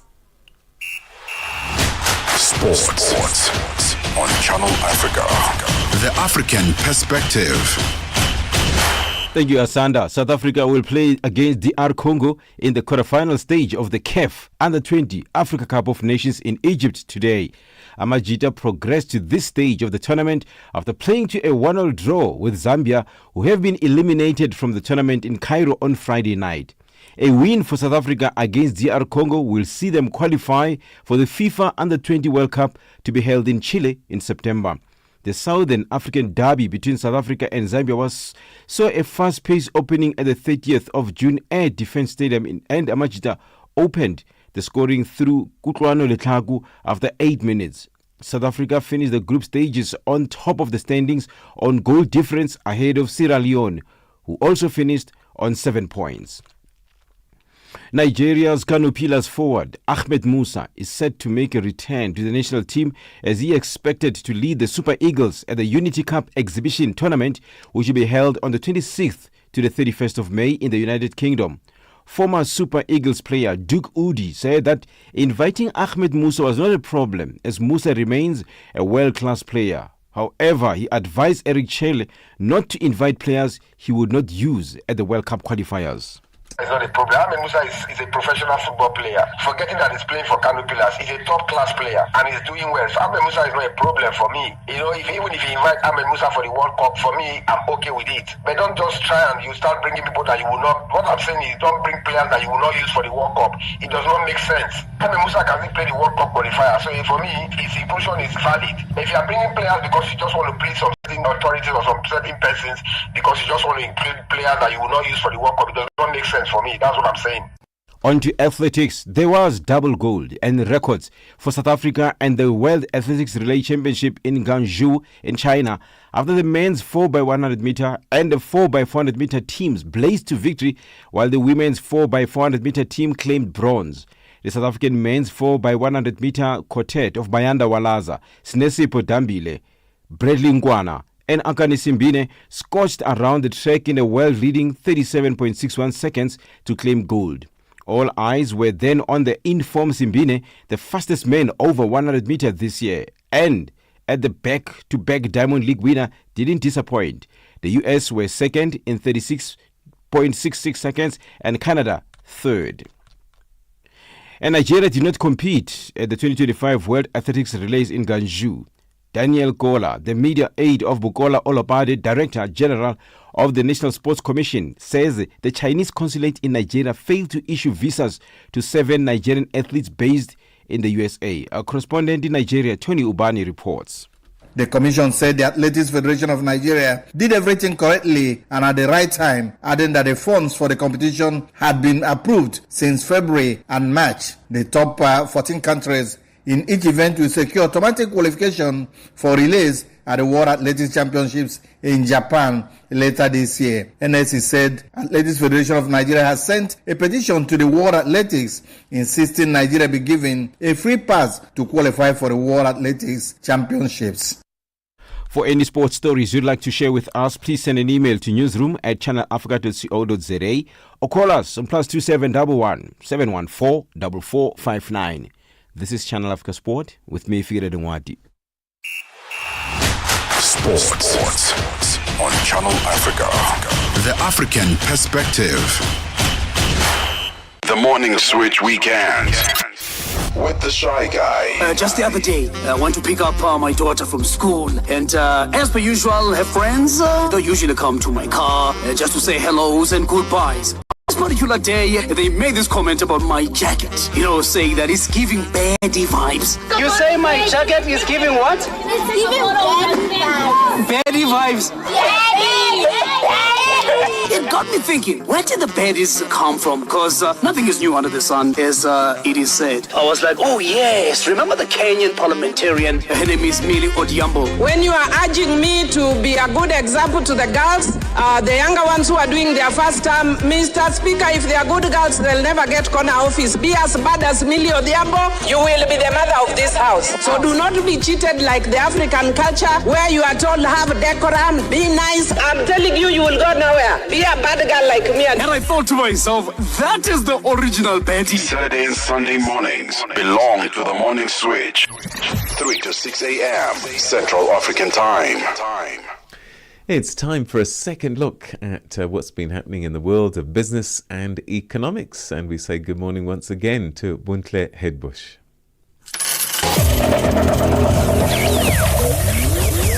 Business news on Channel Africa. The African Perspective. Thanks, Peter, and good morning to our listeners. And our top in the story this morning, South Africa's International Relations Minister, Ronald Lamola, will this morning brief the media, focusing on South Africa's G20 presidency. South Africa assumed the role of the president of the G20 in December last year, taking over from Brazil. In a statement, the department says Minister Lamola will update the nation on the progress made to date and on preparations for the G20 Leaders Summit, which will take place in November this year. South Africa's presidency comes at a time where the world economy is facing challenges, including geopolitical crises. The trade war in which the United States of America has imposed hefty tariffs on some countries, including South Africa, is another factor that prompted Pretoria to diversify its trade relations with other countries. Delegates to the G20 Tourism Working Group spoke in depth in a meeting in Durban, South Africa, in an effort to work out a plan of action on how to promote key priority areas in the sector. 4 priority areas were adopted in March. They include the use of artificial intelligence to promote startups and small and medium and micro-sized enterprises, as well as resilience and sustainable development in the sector. Speaking at the opening of the working group meeting, Tourism Minister Patricia de Lille said the priority areas were in line with the African Union's developmental targets. De Lille says delegates will also have the opportunity to visit Africa's Travel Indaba, the largest trade expo on the continent, in the coming week. The Africa Travel Indaba is the pride of African tourism. It's a Pan-African event. At least more than 27 African countries will be present here and ministers. And in this year's trade event that we call Indaba in South Africa, we will welcome over 1,300 exhibitors and over 1,200 buyers from 55 countries across the world. Nigeria's Senate has passed 4 tax reform bills aimed at boosting government revenue, nearing completion of a plan that has faced criticism and pushback from within President Bola Tinubu's ruling All Progressives Congress. After ending costly subsidies and twice devaluing the naira currency in his first year in office, Tinubu has shifted his focus to reforming the tax system to boost revenue and efficiency. Critics say the measures, which include an increase in value-added tax to 12.5% next year from 7.5%, will worsen economic hardship in Africa's most populous country of more than 200 million people. Egypt's annual consumer price inflation accelerated to 13.9% in April from 13.6% in March, matching analysts' expectations. Month-on-month prices were 1.5% higher at the end of April than at end March. Food and beverage prices decelerated by 1.5%. Annually, food and beverage prices rose by 6%. The median forecast of analysts, polled by Reuters, was for annual inflation to have climbed to 13.9%. The U.S. Treasury Secretary, Scott Bessent, has described trade talks between the U.S. and China as productive and constructive. His comments came at the end of 2 days of meetings in Geneva in a bid to resolve a hostile trade war between the two countries. The BBC's Imogen Folks has the details. Before these talks began, the U.S. Treasury Secretary warned against expecting any major breakthrough. But after 2 days face-to-face with Chinese diplomats, Scott Bessent seemed more optimistic. Agreement was reached more quickly than expected, US officials said. Both countries know they need a deal that doesn't involve huge tariffs. Taking a look at our indicators, $1 in Nigeria is trading at 1,000 naira 606. In Botswana, it's at 13 bula 46. Kenya, the dollar is trading at 128 shillings 707. And in Zambia, it's at 27 kwacha 3. The BRICS countries, $1 in Brazil is trading at 5 reals 64. Russia, 82 rubles 49. In India, it's 85 rupees 38. China, 7 yuan 22. And South Africa, $1 is trading at 18 rand 23. $1 is trading at 75 pence to the British pound and 88 to the euro. Taking a look at our commodities this morning, gold is trading at $3,270 and platinum at $998 per ounce. The price of Brent crude oil is at $64.13 a barrel. For any business stories you'd like to share with us, please send an email to newsroom@channelafrica.co.za or call us on +27 11 714 4459. For Channel Africa Business, I'm Buntle Hedbush.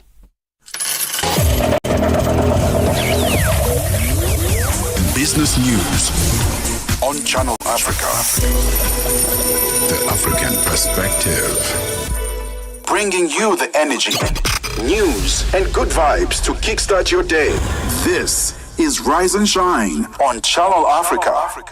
44 minutes past 7 Central African time it is here on Rise and Shine. As the continent strives to make its oneness better, various key interventions are always being put together, and one of those is communication and connectivity through the use of technology. It is by this that the African Union, through the African Continental Free Trade Area, is moving to achieve, as seen in the establishment of the African Continental Free Trade Area Digital Trade Forum.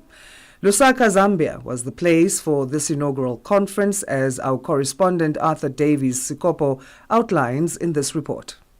It was in 2024 when the African Union, during its 37th ordinary session, adopted the African Continental Free Trade Area AfCFTA Protocol on Digital Trade, and Zambia has hosted the inaugural forum. The AfCFTA Digital Trade Forum was established as a key driver to the attainment of trade and economic development through the use of digital technology. The 3-day forum that closed over the weekend in Lusaka run under the theme Boosting Digital Trade to Accelerate the AfCFTA implementation, and brought together key stakeholders from Africa and beyond. Zambia's President Hakainde Hichilema during the event emphasizes on the use of information communication technology ICTs, as it is one fundamental aspect Africa should leverage on. The building blocks, SADC, East African Community, West African Community, Sahel, North Africa, these must fall in line through issues such as common standards, regulations, laws that we need to address. Duma Boko,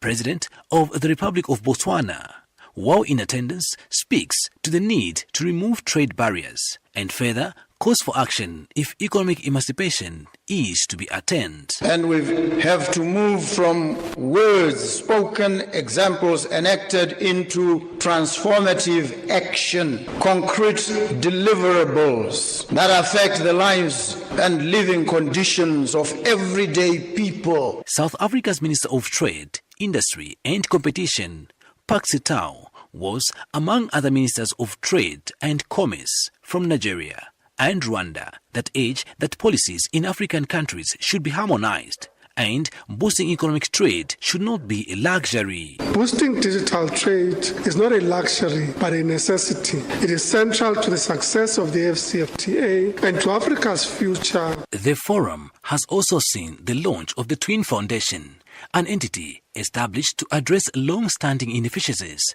and fragmentation within the current global trade practices, which is supported by the Tony Blair Institute for Global Change. And Tony Blair, the former UK Prime Minister, also addresses the gathering, while Chipoka Mulenga, Zambia's Minister of Commerce, expresses concern over low intra-Africa trade. Africa's contribution to the international trade remains very low, at less than 3% of global trade, and accounting for a paltry 16% intra-Africa trade. Wamukele Mene, the Secretary General of the AfCFTA Secretariat, is urging young people to take advantage of the growing digital space on the continent to create content and earn from it. African content creators are leveraging digital platforms to build global audiences, showcasing the diversity of our continent, generating incomes and creating jobs. The challenge, of course, is that where these incomes are generated, the bulk of the incomes remain and reside outside of our continent. The Protocol on Digital Trade in its implementation must reverse this trend. The AfCFTA Digital Trade Forum comes to an end with commitments from all member states, pledging actualization of intra-Africa trade demands. Reporting for Channel Africa in Lusaka, Zambia, I'm Arthur Davis, Scopo. Your morning companion with the stories that matter. This is Rise and Shine on Channel Africa. Well, it's time now for us to take a look at some of the major economic and business stories that have been shaping Africa, particularly ones that played out in the past week. And we look at shifts in donor support right through to infrastructure financing, as well as efforts to drive economic inclusivity. So there's quite a bit for us to unpack. And joining us to make sense of these developments, we're now joined by economist and academic Dr. Peter Karungu. Always good to talk to you. Thank you so much for joining us, Dr. Karungu. Thank you, Peter, and thank you to the audience. All right, let's start in Zambia, where the U.S. has announced plans to cut health aid following concerns about theft and mismanagement of donated medicines. How significant is this in terms of Zambia's health and donor funding landscape, in your view? I think first and foremost, we are not even talking about funds. We are talking literally donation in kind in form of life-saving medicine. If you look at it that way and ask, how can this not reach to the patient? Instead of reaching to the patient, it is stolen and literally becomes an income generated for those who are in possession to do so. It goes to deep thinking of to what extent can we understand that corruption in whatever form is the greatest threat to the African transformation, African development, African economic growth, you name them all. The statement goes, I quote, probably in the last 60 years, the potential of African GDP has been literally wasted through corruption at the rate of 60%, depending on which book you read. I think it's a high time that we start thinking deeply. Why is it that those who are in position, paid salaries, are not empathetic, sympathetic, reasonable to look at the eyes of the majority of our people who are so poor, who literally live day to day, and say to them, we owe you not to steal, but to share with you the little we can afford. Until then, Peter, this is too much.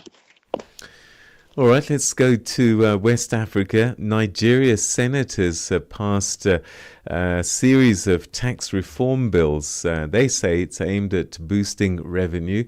What do you make of these reforms? Are they likely to make a meaningful difference in Nigeria's fiscal position? And this, of course, is against the backdrop of we saw young people in Kenya take to the streets over tax. We saw a government of national unity in South Africa go to the brink because of tax. And also mismanagement of funds is a common plight across the continent. What's your take on Nigeria trying to boost revenue through tax reform?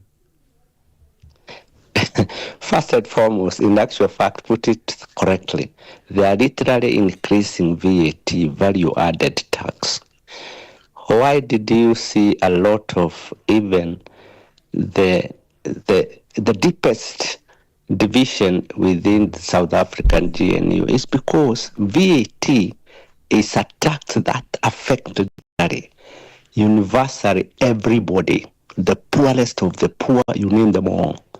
You hear a VAT means, you can put it this way, anything you buy with a VAT directly or indirectly affect everyone. For instance, you hear there is exemption in this, but if you put a 2% VAT on a vehicle, that will be literally transferred to the people, the passengers, the people involved, the people who... So what I'm seeing is the damage Africa is not watching.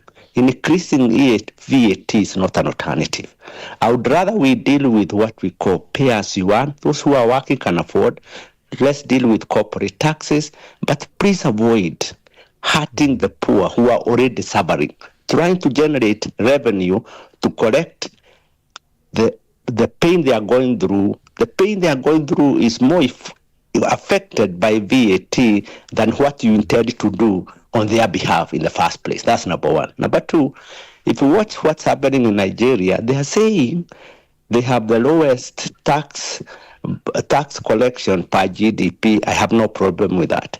But moving from 7.5% to 12% on VAT is deadly, to say the least.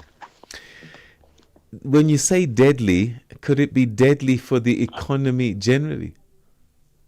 No, this worst is because it's going to hit the poorest the most. And therefore, the youth and everybody else can watch that one, because it means whatever they were buying at 2 rand, they will be paying an extra, maybe 20 cents or 30 cents. You can imagine what that means to the people who are so poor, whereby the biggest income to them goes for consumption. And that's where you are taxing the base, meaning it is not sustainable. And this is why I'm asking, could there be a knock-on effect for the economy? Because theoretically it means that people can't afford as much as what they were buying, and they buy less, businesses earn less, and so on. What happens is, when you increase taxes beyond a certain level, there is something we call crowding effect against investment. People think collecting money and giving to the government to dish back in lieu of development is the working theory. It doesn't work like that, especially when corruption is really happening with impunity. So what we are saying is, I would rather you let people have more income, disposable income, and as they spend more, rather than you taxing more, the engine of economic growth turns around. Remember, it's like a cycle. But punishing people with high taxes is not the best option. That is literally known to fail in many instances. So the knockdown effect is very negative. So, South Africa has launched a new transformation fund to promote economic inclusivity. What's your assessment of this move, and can it really address structural inequalities in the economy? I really believe that every effort to bring transformation in any economy is reasonable. We are talking about people who are disempowered for many years.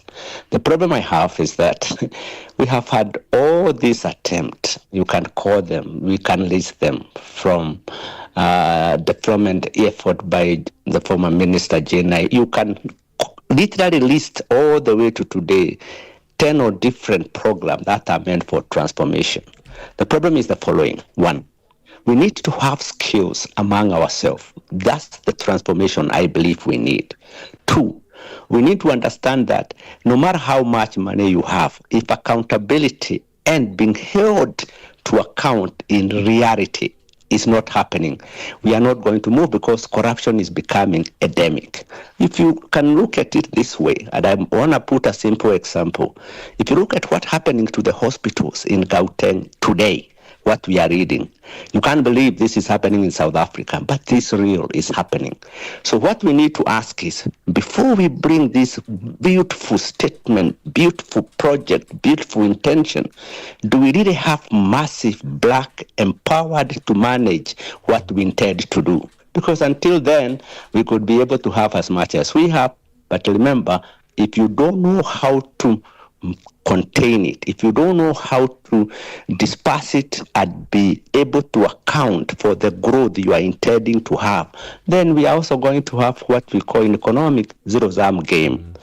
We have looked around, and I repeat this because we used to debate economics in the 90s, 2000, it was a wonderful system. Today, we hardly listen to theories in economics. You do try a little bit, but all I'm trying to emphasize is that, yes, it's a good intended objective. Yes, it can turn around. Yes, we need it. But we need to ask ourselves, are we as in a state to literally transform our community? Do we have the skills we need? Can we literally open the boundaries to bring the best brain? Because there is no country as empowered as South Africa, but nothing is as imperative as common skills. Dr. Peter Karungu, we're going to have to leave it there. Thank you so much indeed. Your insights always greatly appreciated on the program. Great talking to you. Thank you so much. Have a good day. Bye-bye. Thank you. That's Dr. Peter Karungu taking us through some of the big economic stories that played out in this past week. And the one certainly piqued my attention was the tax reforms in Nigeria and VAT increase. And he says this jump from 7.5% to 12% is unsustainable. South Africa, we were struggling with just 1%, and people fought back and said, no, this is not going to work. It's 5% jump in Nigeria. They say they're not getting enough revenue. So we'll see how that one plays out. Other countries have tried to increase taxes. Kenya, we saw people take to the streets there. One wonders if these reforms will meet with some resistance in Nigeria. Anyway, it's a little bit before 8 o'clock, and it's time for us to say welcome to the third and final hour of the program. Good morning. If you've just joined us, my name is Asanda Beda, of course. We're always with you 6 till 9 every day. So, coming up in this hour, we'll be talking at, there's an Indaba, tourism Indaba happening. It's kicking off today with something called Bond Day. You'll find out what that means in terms of the world of tourism. And then we also start by going to the DRC.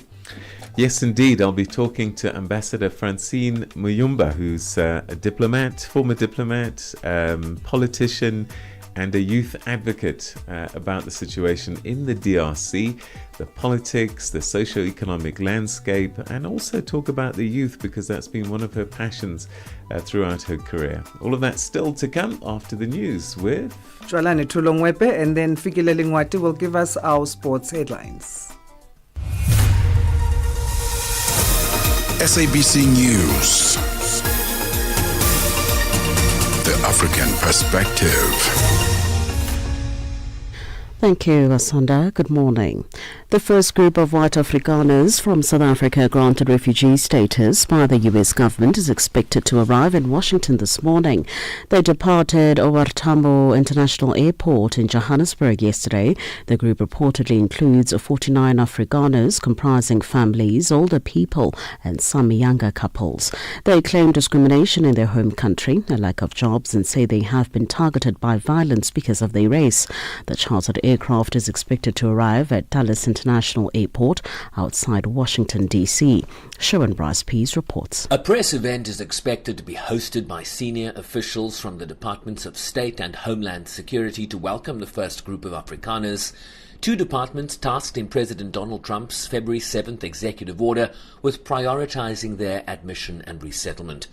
The expedited processing of the group comes at a time when desperate refugees from other countries have been blocked from coming to the USA, with immigration a hot-button issue for the current administration.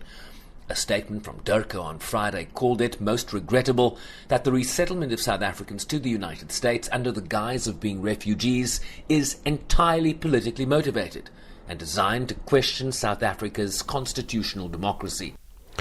Ugandan opposition leader and pop star Bobi Wine says he's planning to run for president again to challenge the current regime. The 43-year-old born Robert Kyagulanyi has criticized the international community of not speaking out more against what he termed gross human rights violations in Uganda.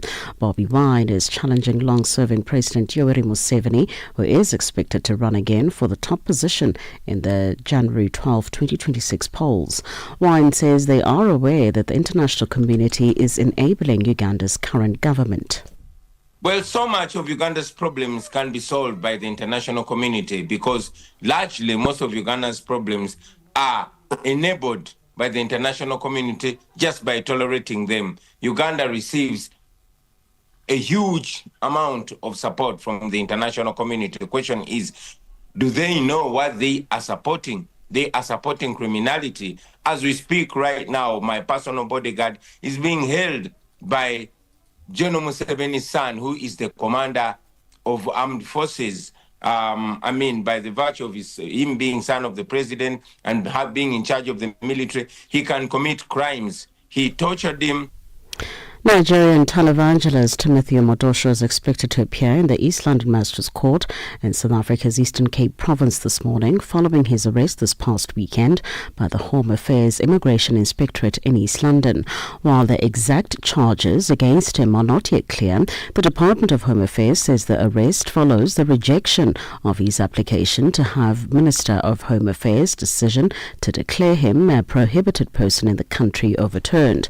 Omodosho was arrested just after a prayer service in one of his churches in the city and has been detained in the Mdantsane police station since his arrest on Saturday morning. Last month, the High Court in Gqeberha acquitted Omodosho and co-accused Lusanda Sulani and Zukiswa Sito. This after finding them not guilty on charges including rape, sexual assault and human trafficking. Leader of South Africa's economic freedom fighters Julius Malema has called the denial of his visa to the UK an act of cowardice.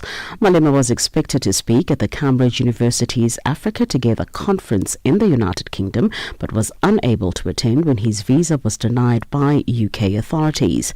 Speaking in Freedom Park, Johannesburg yesterday, Malema compared the act to that of apartheid censorship. They are cowards because when you disagree with someone, you don't have to bend them. Apartheid banned our leaders. Apartheid banned Elias Mutwaledi. Apartheid sent Elias Mutwaledi to prison for a very long time because they did not agree with his ideas. When you don't agree with people, you must not bend them because that is a sign of cowardice. People in the Philippines are voting in midterm elections for 12 Senate seats and nearly 20,000 political positions at the local, provincial and national levels. But the contest is coloured by a bitter feud between President Bongbong Marcos and his Vice President Sara Duterte. The BBC's Jonathan Head has the details. There was frankly no real friendship or love between Sara Duterte and Bongbong Marcos. It was a pure marriage of convenience, and to be honest, there probably wasn't enough power to share between them. President Marcos didn't trust her, he didn't give her the defense ministry portfolio that she wanted, and the mistrust just escalated from there. But I don't think anybody thought it was going to get quite so bad, where you literally have death threats coming from the Dutertes towards the president. For any news stories you would like to share with us, please do send an email to newsroom@channelafrica.co.za or call us on +27 11 714 4459. For Channel Africa News, I'm Jolani Tulo Mwebe. SABC News. The African Perspective. In our sports headline, Keith Mwemba has been elected as the new president of the Football Association of Zambia. And New Zealand held on to beat the Junior Springboks in just concluded Under-20 Rugby Championship. I'll be back with these and other stories at the bottom of the hour. Wake up, Africa. Peter Ndoro and Asanda Beda are here to help you rise and shine. Weekdays, 6 till 9 a.m. Central African Time. Only on Channel Africa.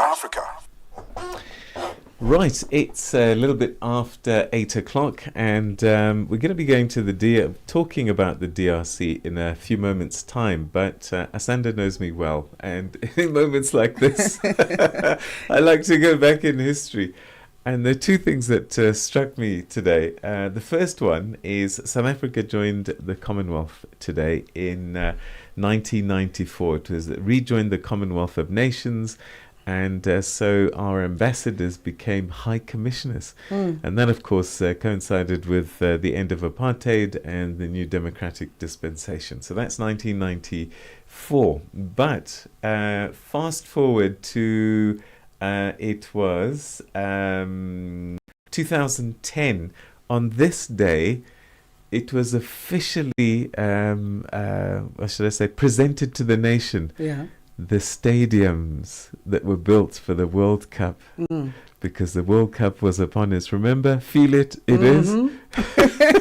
It is here. It is here. And it was an exciting time, though, wasn't it? I mean, it was. Did you watch any matches? I did, of course. I did. I watched, I think, 2 at the stadium, and then I watched 3 at a... Because we had the viewing areas as well. What did they call them? Parks. Fan parks, yes. Yeah. So, yeah, I did. Wow. I watched that famous first match, South Africa. I can't remember who they played. And I was at a fan park in Diepsloot. Yeah. And it was amazing. And it was such a wonderful thing to make sure that everybody gets included. And we had those jerseys. All of us were wearing our jerseys, our national colors and there. The vuvuzela. On Fridays, we'd show up to work in those.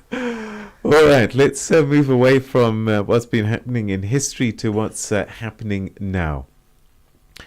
The Democratic Republic of Congo continues to face deepening political and security challenges. The phased withdrawal of the Southern African Development Community mission from the DRC is currently underway in the country right now, raising questions about what comes next for the country's fragile eastern region, where government forces continue to battle armed groups, including the prominent M23. And this conflict has already displaced millions and claimed thousands of lives. But beyond the violence, the DRC is also grappling with persistent socioeconomic hardships from youth unemployment, weak infrastructure, interrupted education, and access to basic services. Well, joining us now is Ambassador Francine Muyumba, who's a former DRC senator. She's a lawyer and past president of the Pan-African Youth Union.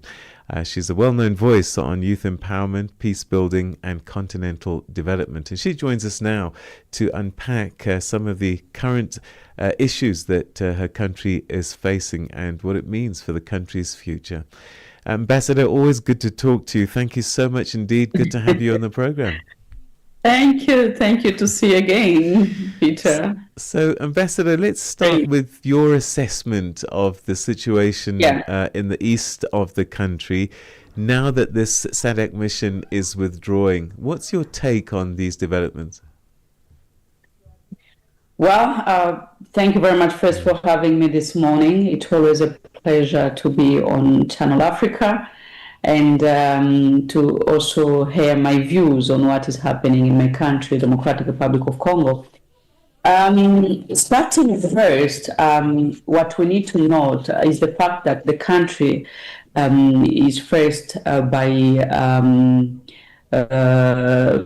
multiple crises when it comes to armed conflicts and also political instability, as well as humanitarian crisis or emergencies. Now, coming into the issue of SADC, but before that, just to give the overview of what is currently happening, then it can lead us to the issue of SADC withdrawal of its defense forces in the Democratic Republic of Congo. So, as you know, humanitarian side, the situation is really catastrophic, with over 7 million displaced people around the country, and over 4 million, if I'm not mistaken, in the eastern part of the Democratic Republic of Congo, mainly in the North Kivu, and also in South, including the province of Ituri. Now, when we look into these issues and we come back to the SADC issue to answer your question, so that we maybe perhaps come back to the issue later on of other political issues, economic and so on. SADC withdrawing is we consider it, I don't know, in the opinion, it's seen as a failure of managing to assist Congo. And you know, as from the beginning, we advised when we were contacted by some leaders, SADC leaders in the region, we advised on how things should be approached, how things should be done. Unfortunately, no one listened to us. And this is really now creating problems today, as you can see. The problem is more political than it seems. The way people look at it as a military issue here. It's more political, and the military deployment supposed to be backed up by political processes when it comes to bringing people together, when it comes to national cohesion, national unity, and try and resolve these political issues on the ground. So this was not done by SADC. And today, it's really disappointing to see how the region is failing to find solutions to regional problems, and also including the continent, the African Union. These are matters that the continent need to resolve. These are matters that the continent need to invest in when it comes to finding solutions. And it's very unfortunate to see that the entire world is popping up now, be it Ndoro, United States, and so on, coming to find solutions to our own problems. And I don't think if they can find better solutions to our problems than ourselves in the continent or in the region. Okay. So SADC mission pulling out then, what's your take on that? Was that premature, or does that offer the DRC to, as you say, find solutions for yourself? Well, Peter, as you know, I'm coming back to the approach, to the beginning of the deployment of this mission. If only it was supported or backed up by a political process, maybe it was going to succeed. But here SADC only focused on the military aspect, which is now not finding a solution. And we told SADC this is more of internal political problems to which you're supposed also to attend politically. So before SADC, during SADC, and after SADC is the same, because the problem is still there. The problem is still there. And instead of finding solutions during SADC deployment, we have lost other territories. So you say internal problems. It is happening internally, but for observers outside, we often hear that there are a lot of countries in the region and beyond Africa that have involved themselves in the internal issues of the DRC. How do you deal with those external forces and pressures, albeit it's an internal issue? Well, our main problems is internal weaknesses. We can blame whosoever in the region, we can blame the entire world, but yet we are not ensuring good governance. So the people outside are taking advantage of local weaknesses. The neighbors are taking advantage of divisions inside. And through those divisions, they also try to position themselves economically in one way or another. Because Congo is one of the richest country in the region with its minerals, with all this cobalt, diamond, gold, copper, you have lithium, you have all these minerals that especially also in the east of Congo. So we have neighbors that always attempting to try and do all this kind of destabilization or supporting political armed groups as well that are also funding to trying to do what they are doing. So at the end of the day, Peter, if we are organized internally, if we fight corruption internally, if we are able to find solutions to our own problems, I don't think if ever the neighbors or in the region, anyone will stand and say, no, I'm coming to disturb Congo, I'm coming to support the people are disturbing peace in the Democratic Republic of Congo. We have our own responsibilities, and this is why we are also facing what we are facing. One of the challenges that a lot of our countries on the continent has is the drawing up of the borders done by colonialists who had no care or regard about the realities on the ground. DRC has 9 borders, 9 countries bordering it. I wonder if the complex ethnic makeup contributes in some way to some of the recurring cycles of violence and political fragmentation we see in the country. Well,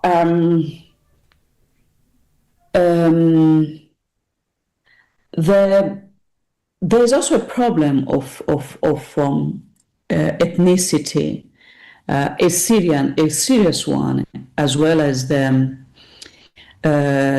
some discrimination against other Congolese, which always create problems.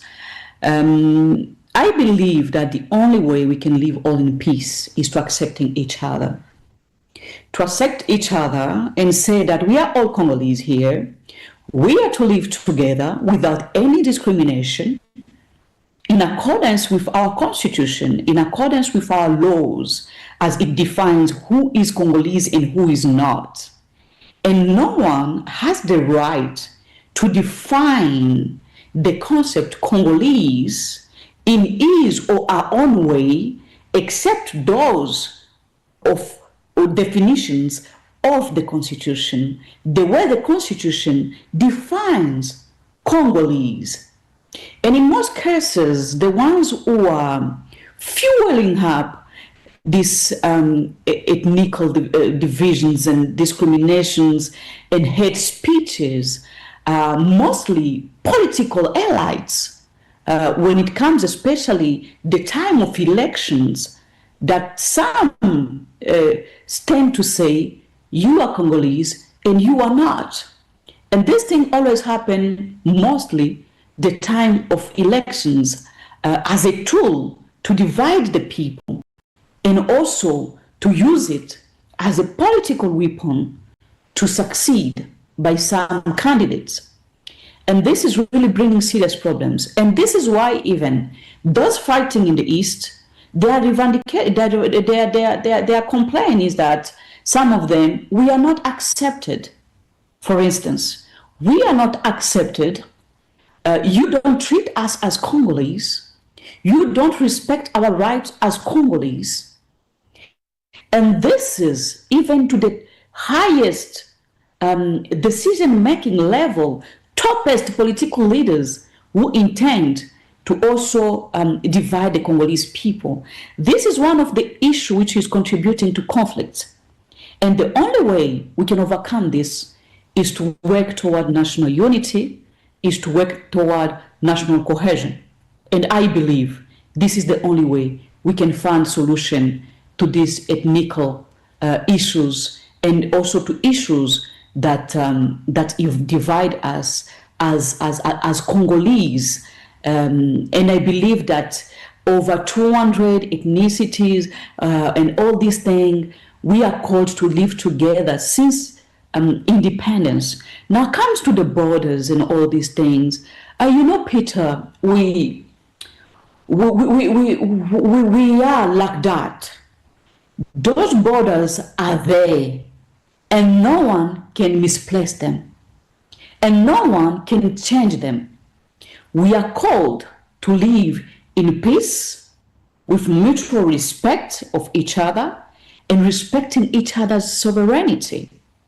This is capital, and it's the only way we have to do it is us, Congolese, making sure that we lead our country with transparency, we overcome major corruptions and corruption in general, that we ensure good governance, that we reinforce the rule of law.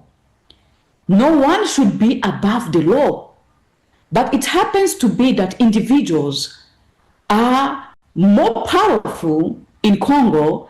They are above the law. They step on the laws of the country. And when the laws are not respected, when the constitution and legal instruments are not respected, there comes instability. Because the constitution is clear, each and every institution needs to play its role. The parliament today is toothless.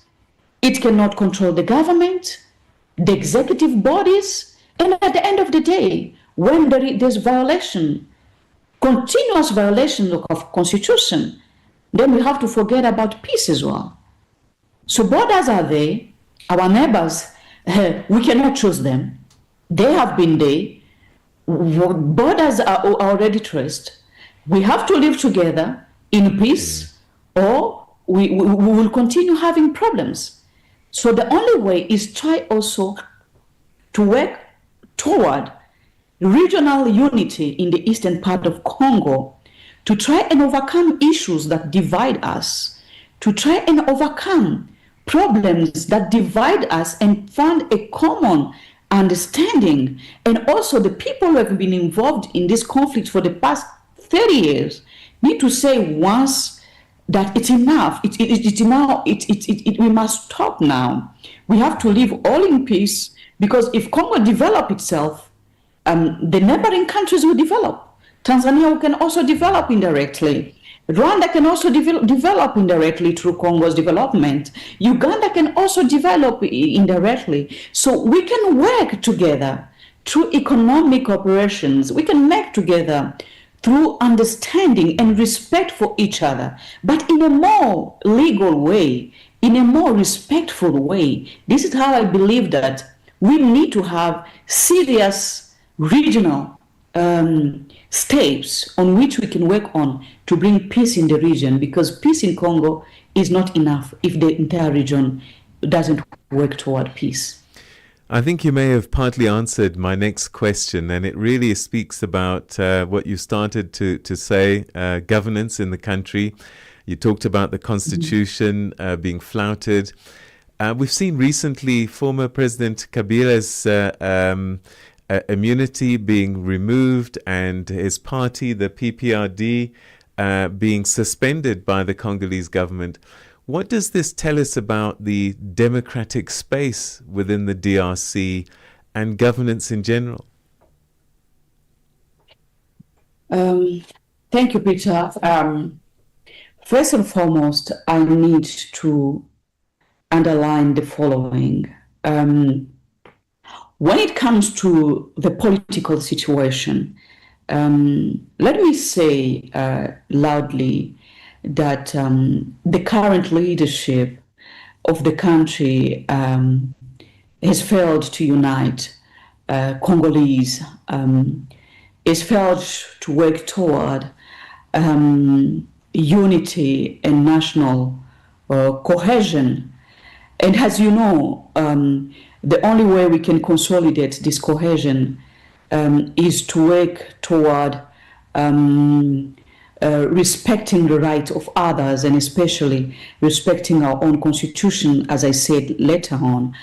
As you know, today there is the fact that there's surprising the opposition voices. As you know, it is very difficult to resolve Congo's conflict without national unity. Today you have opposition that cannot talk. Today you have the parliament that has no, that does not have the opposition.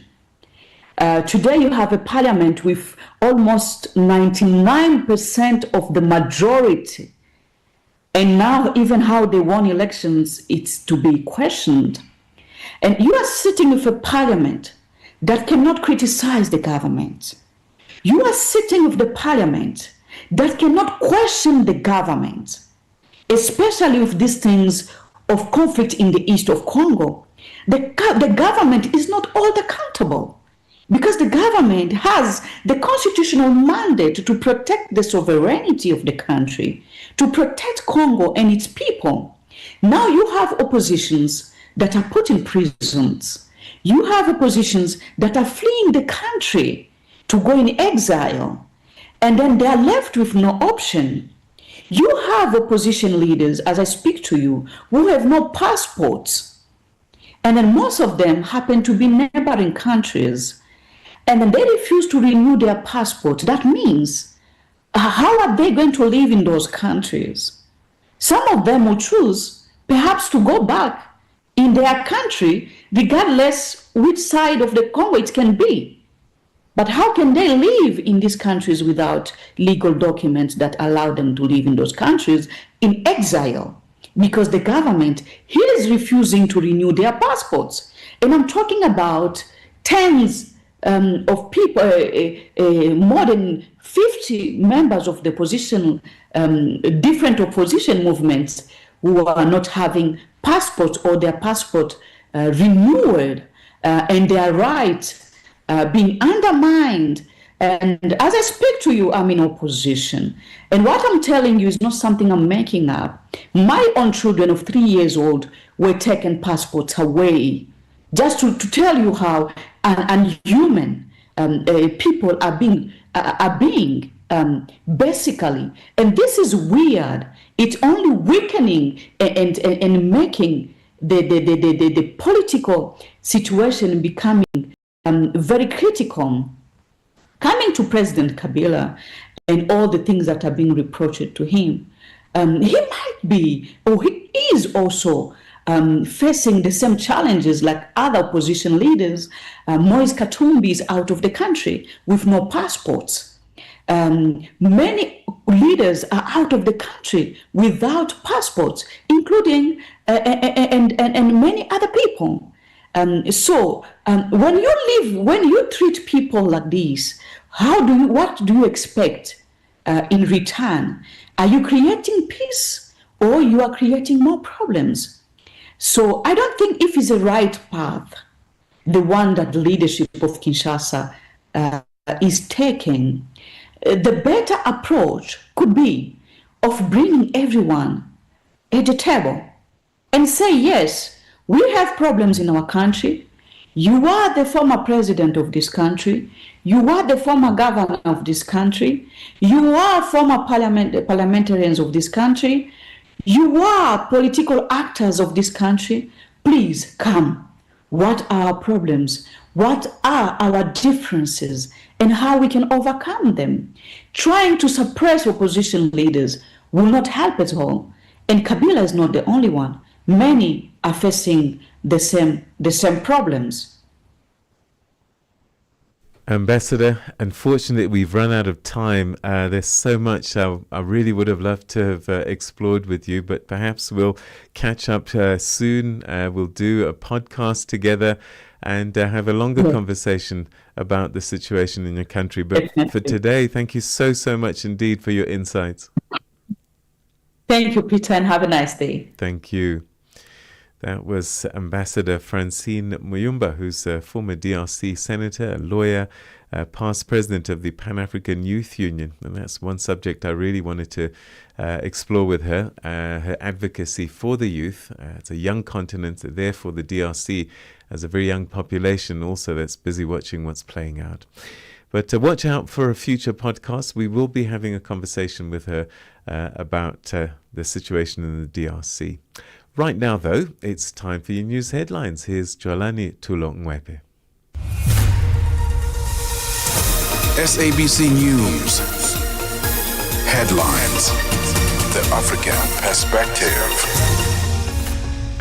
Thank you, Peter. Good morning. Making headlines, founder of a grassroots group called Amerikaners, Sam Buser, has defended the reasons behind the departure of the first group of white Afrikaners granted refugee status by the U.S. government. The group is expected to arrive in Washington this morning. They departed OR Tambo International Airport in Johannesburg, South Africa last night.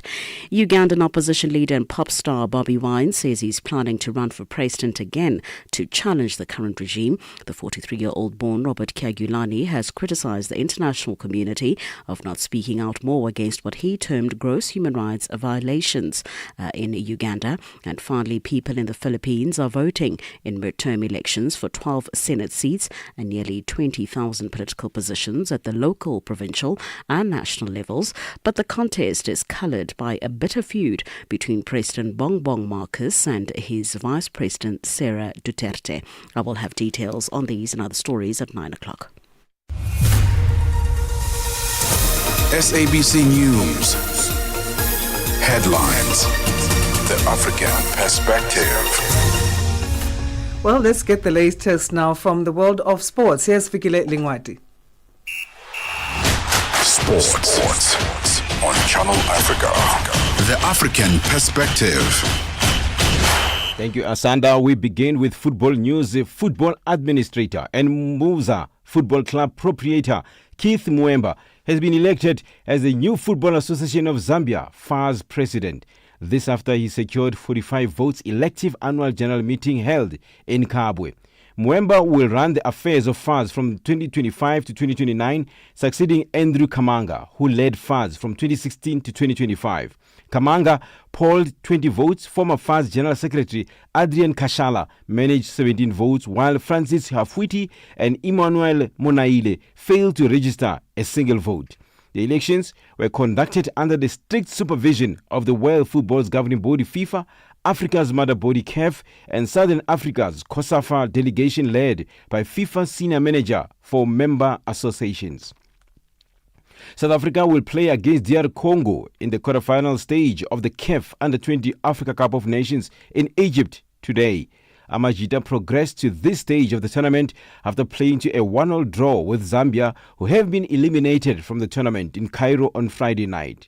A win for South Africa against DR Congo will see them qualify for the FIFA Under-20 World Cup to be held in Chile in September. Now, rugby news. The junior Springboks fell short in their bid to capture the Under-20 Rugby Championship when they lost to New Zealand in Gqeberha on Sunday. New Zealand held on to beat the junior Springboks 48-45 in front of a close to 15,000 spectators at the Nelson Mandela Bay Stadium to retain the title in dramatic fashion after South Africa led 26-24 at the break. Speaking to the media afterwards, Team Boks captain Riley Norton says it was a good game of rugby.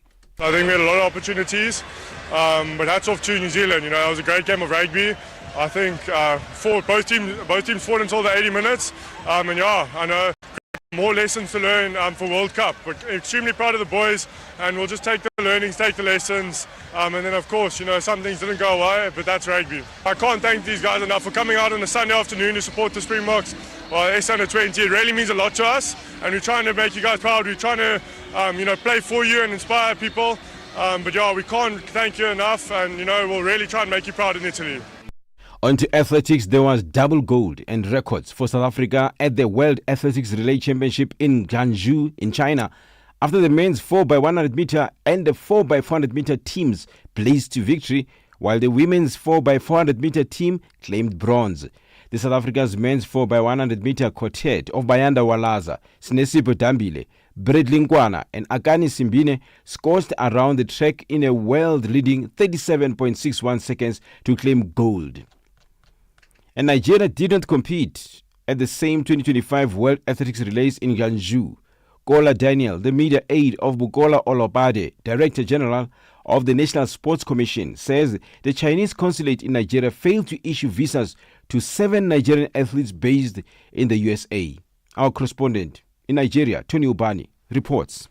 The commission said the Athletics Federation of Nigeria did everything correctly and at the right time, adding that the funds for the competition had been approved since February and March. The top 14 countries in each event will secure automatic qualification for relays at the World Athletics Championships in Japan later this year. NSC said Athletics Federation of Nigeria has sent a petition to the World Athletics insisting Nigeria be given a free pass to qualify for the World Athletics Championships.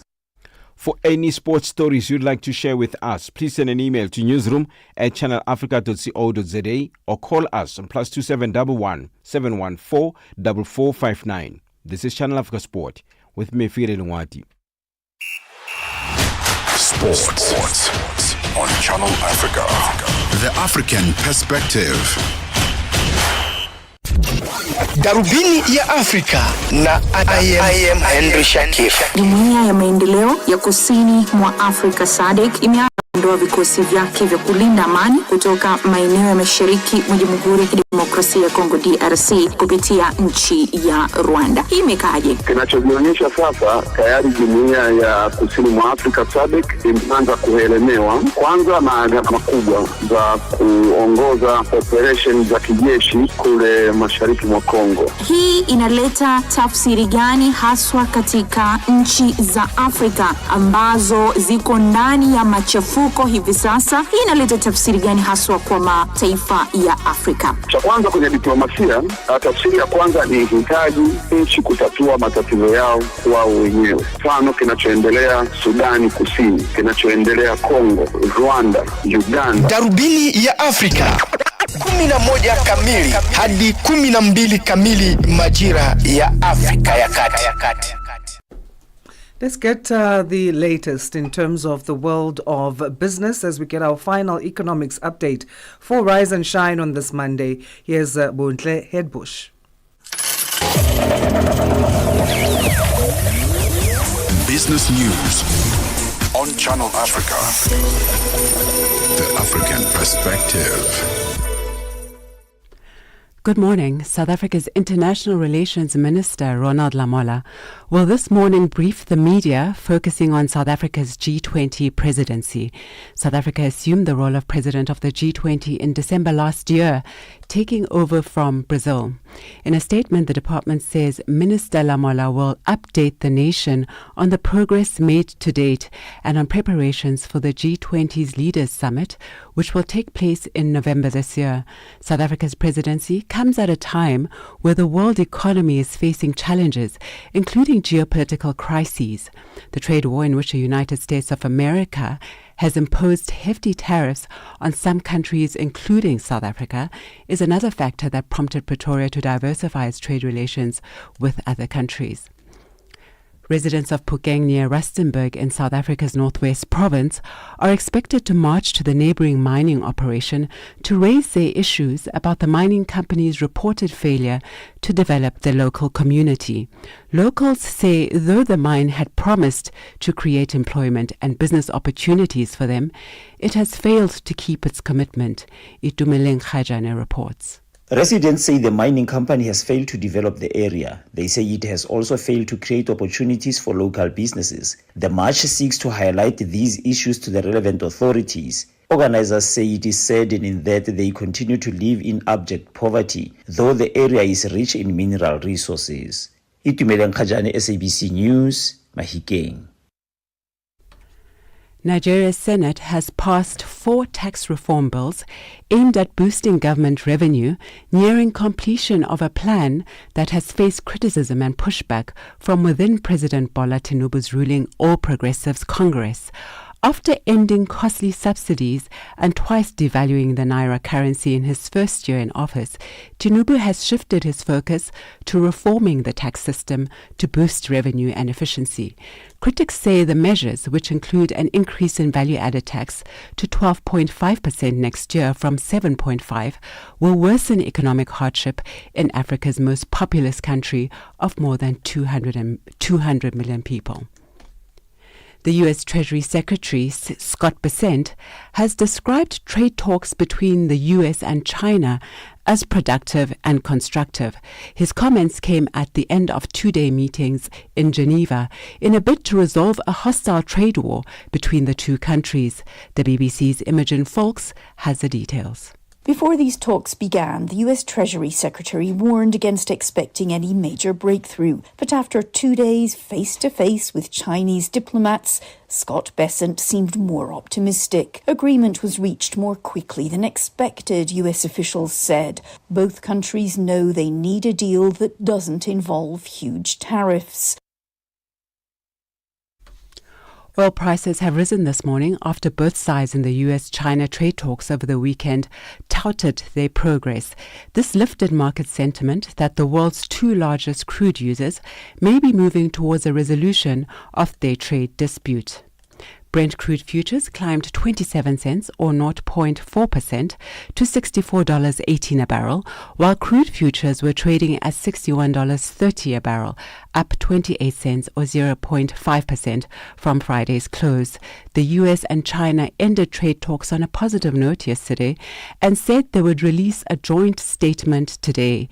Positive talks between the world's 2 largest economies could help boost crude demand as trade currently disrupted by massive tariffs from both countries is restored between them.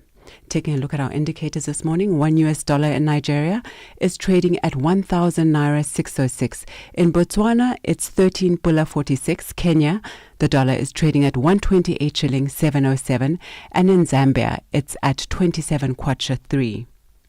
The BRICS countries, $1 in Brazil is trading at 5 reals 64, Russia 82 rubles 49, India it's at 85 rupees 38, China 7 yuan 22, and South Africa $1 is trading at 18 rand 23.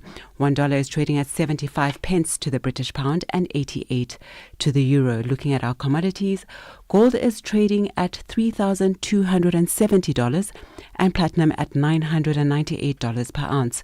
The price of Brent crude oil is at $64.13 a barrel.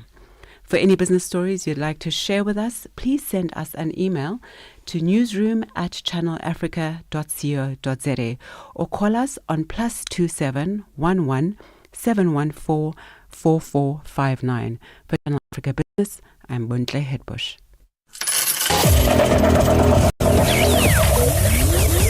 Business News on Channel Africa. The African Perspective. Call us on +27 63 406 9126. I can see my whole world changing. And contribute to the conversation. Your morning companion with the stories that matter. This is Rise and Shine on Channel Africa. Every year on the second Saturday of May and October, the world celebrates the incredible journeys of migratory birds. These birds connect ecosystems and communities across continents, often against great odds. To mark World Migratory Bird Day last Saturday, a community in southeastern Kenya rose early not to start their day, but to count birds. That's right, to count birds. Let's hear more from David Owino.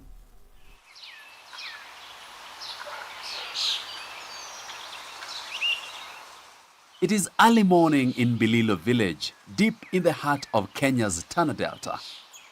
There's a light drizzle kissing the leaves, songs of birds, and the sun is peeking lazily through the clouds like a man struggling to rise from sleep. Sounds like the perfect day to sleep in, right? Not for Syed Nyara and his team from the Lower Tana Community Conservancy. Today they are out here with binoculars, notebooks and papas. They are counting birds. Yes, counting birds.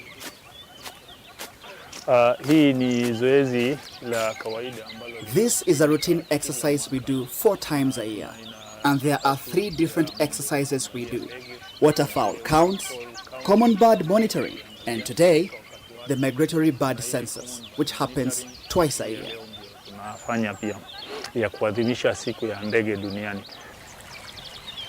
For Syed, this isn't just science. It is storytelling, culture, and connection. The highlight for him? Getting community members to name the birds in their native languages. In the Pokomo language, the bird sacred ibis naming is called Mbare Kijembe, and the open-billed stock, they call it Kokola, and many others. When they speak the names in their mother tongues, he says, they begin to see these birds not as visitors, but as kin, as part of the Tana Delta's living family. Beyond names and numbers, bird counting is a pulse check on the land. Syed and his friends track habitat conditions, weather changes, and they watch for unfamiliar visitors. And in a place as ecologically rich as the Tana Delta, with its flood ponds, riverine forests, mangroves and grasslands, birds aren't just beautiful, they are wise. Rudolph Mahanu is the ecosystems restoration manager at non-profit Nature Kenya. In places where bird life is not thriving, then it gives you an early warning that there is a challenge in terms of those habitats, so that you check and restore the habitats. And here is Syed Nyara. These birds can predict changes in climate. They are not like goats and cows, because they have this connection that helps them tell when there is a shift. This time of the year, Bililo becomes a bird watcher's dream. Birds from across continents, some from as far as Europe, flock here, drawn to the lush flood ponds and vibrant delta. But this year, Syed has noticed something troubling. There are species of birds that we normally expect to see in droves, like the white-faced whistling duck. Those ones come in thousands and thousands, but there are not so many today. And so there's an ecological disturbance that explains the change in the number of birds that we are seeing today. That's why ndege hawakuwa wengi kama vile tunazoea kuwaona. Still, he and his team press on, counting, recording, teaching, hoping. Because for the people of the Tana Delta, the birds are more than just data points. They are song, memory, identity, and hope with wings. From the Tana Delta to the skies above us all, the birds remind us that the earth speaks softly. We just need to listen. Reporting for Channel Africa from the Tana Delta in the southeast of Kenya, I am David Owino. A fresh morning, a fresh perspective. Stay tuned to Rise and Shine on Channel Africa. Africa's Travel Indaba, the continent's premier leisure tourism trade show, owned by South African Tourism, officially kicks off today in Durban, KwaZulu-Natal province, with the Business Opportunity Networking Day or Bond Day. The platform sets the stage for 3 days of trade by bringing together tourism leaders, experts and stakeholders to share insights, trends and opportunities shaping Africa's tourism sector. To speak to us about this, we're joined on the line by Thandiwe Matibela, Global Manager for PR, Communications and Stakeholder Relations at South African Tourism. Thandiwe, good morning to you and thank you for making time to chat to us. Good morning and hello, Africa. Yes. So how does the Bond Day set the tone for the rest of the trade show, the Business Opportunity Networking Day? Yes, thank you so much for that fantastic intro. The Business Opportunity Day is really the knowledge sharing platform. What we do as a tourism sector, different people from across the continent as well as internationally, we get together and we look at those topics that are most prominent within the tourism sector. I'm talking about things such as, the world of gastronomy and how gastronomy actually shapes or is informed by tourism. And also when you look at the G20 summit and its impact on the African continent. So there's a couple of topics that we look at that we do during Bond Day. It's also an information sharing session that's also geared towards empowering, the smaller businesses within the tourism sector, so that we actually make sure that the established businesses bring along the smaller businesses for the sustainability of the sector, really. Yes. So which countries are represented this time around in terms of experts? We've got an array of countries that are represented. In fact, we've got about 27 countries that are exhibiting, but over and above that, we've got 55 countries that are represented through various delegates. So we've also invited buyers who are people that come from various parts of the world that come to see what the African continent has got to offer. They then go back to their various countries and package tourism experiences so that people are actually attracted to come to South Africa. So we've got over 55 countries represented at this trade show. Awesome. Can you tell us more about the themes in terms of what you're focusing on, the key focus areas explored during this year's Bond Day sessions? Yeah, so the theme for Africa's Travel Indaba overall is Unlimited Africa. And what we're really saying with that is that we as an African tourism capable of growing our own sector. We do not necessarily need to be endorsed by any other continent. We definitely are for partnerships and collaborations, and that's what the Unlimited Africa is. And we're saying we're ready to welcome the world to come and actually descend upon the continent and enjoy everything that we've got to offer, because definitely we do have a lot to offer. Today, in some of the sessions today, we'll be looking at responsible tourism and sustainability. And like I've already referred to, we're going to talk about gastronomy. We're going to talk about the significance and the impact of the G20 summit on the tourism sector. And really, we're going to celebrate the various businesses that are there across the continent. Awesome. How does South African tourism collaborate with global and continental tourism bodies to shape things like this Bond Day program? So as just the core of our business is that we could never flourish without our own. At the heart of the success of the tourism sector is really partnerships and collaborations. What we then do is using insights and partnering with our various trade partners, because what we do in various parts of the world is we work with different partners who actually help package and nuance the tourism offerings for the various markets. So, for instance, we'll work with a partner from India to make sure that we package South Africa in a manner that is attractive to the Indian market. But as we do that as well, we also gather insights in terms of what are areas of concerns for whether it's a tourist from India or China or even Europe. Then what we do is we take those topics and we use those insights to inform the discussion points here at Africa's Travel Indaba. We also obviously partner with organizations such as the World Tourism Organization, who are strategic partners for us in the tourism sector, and they obviously help us drive the conversations based on global trends around tourism. How big are African leisure tourism products if we compare to business travel? How much of an impact is travel for leisure having on our continent? Let me make this example. Let me answer your question like this. So South Africa, last year, the big chunk of the arrivals of people coming into South Africa from the rest of the African continent was in excess of 70%. So in terms of leisure, the African market is traveling to South Africa. Even globally, there is travel, and the African sector has actually grown a lot over the last year in terms of traveling globally. However, we still are quite a small piece of the pie when you compare to the big numbers. About 1.3 billion people actually traveled globally last year alone. And we are only having a very small fraction of that as the African continent. So certainly there is an opportunity to grow. What we do know about the business event sector is that people move in groups. So people that travel for meetings, incentive conferences and events tend to move in groups. So at any given moment, the people that are traveling within a business for a conference or an event is obviously more. However, that piece of the pie is also still quite small in terms of what we want to do. Hence our theme as well, talking about an unlimited Africa. We still have potential. We are ready. We are capable to host events. We are capable to welcome people to come and enjoy leisure offerings on the continent.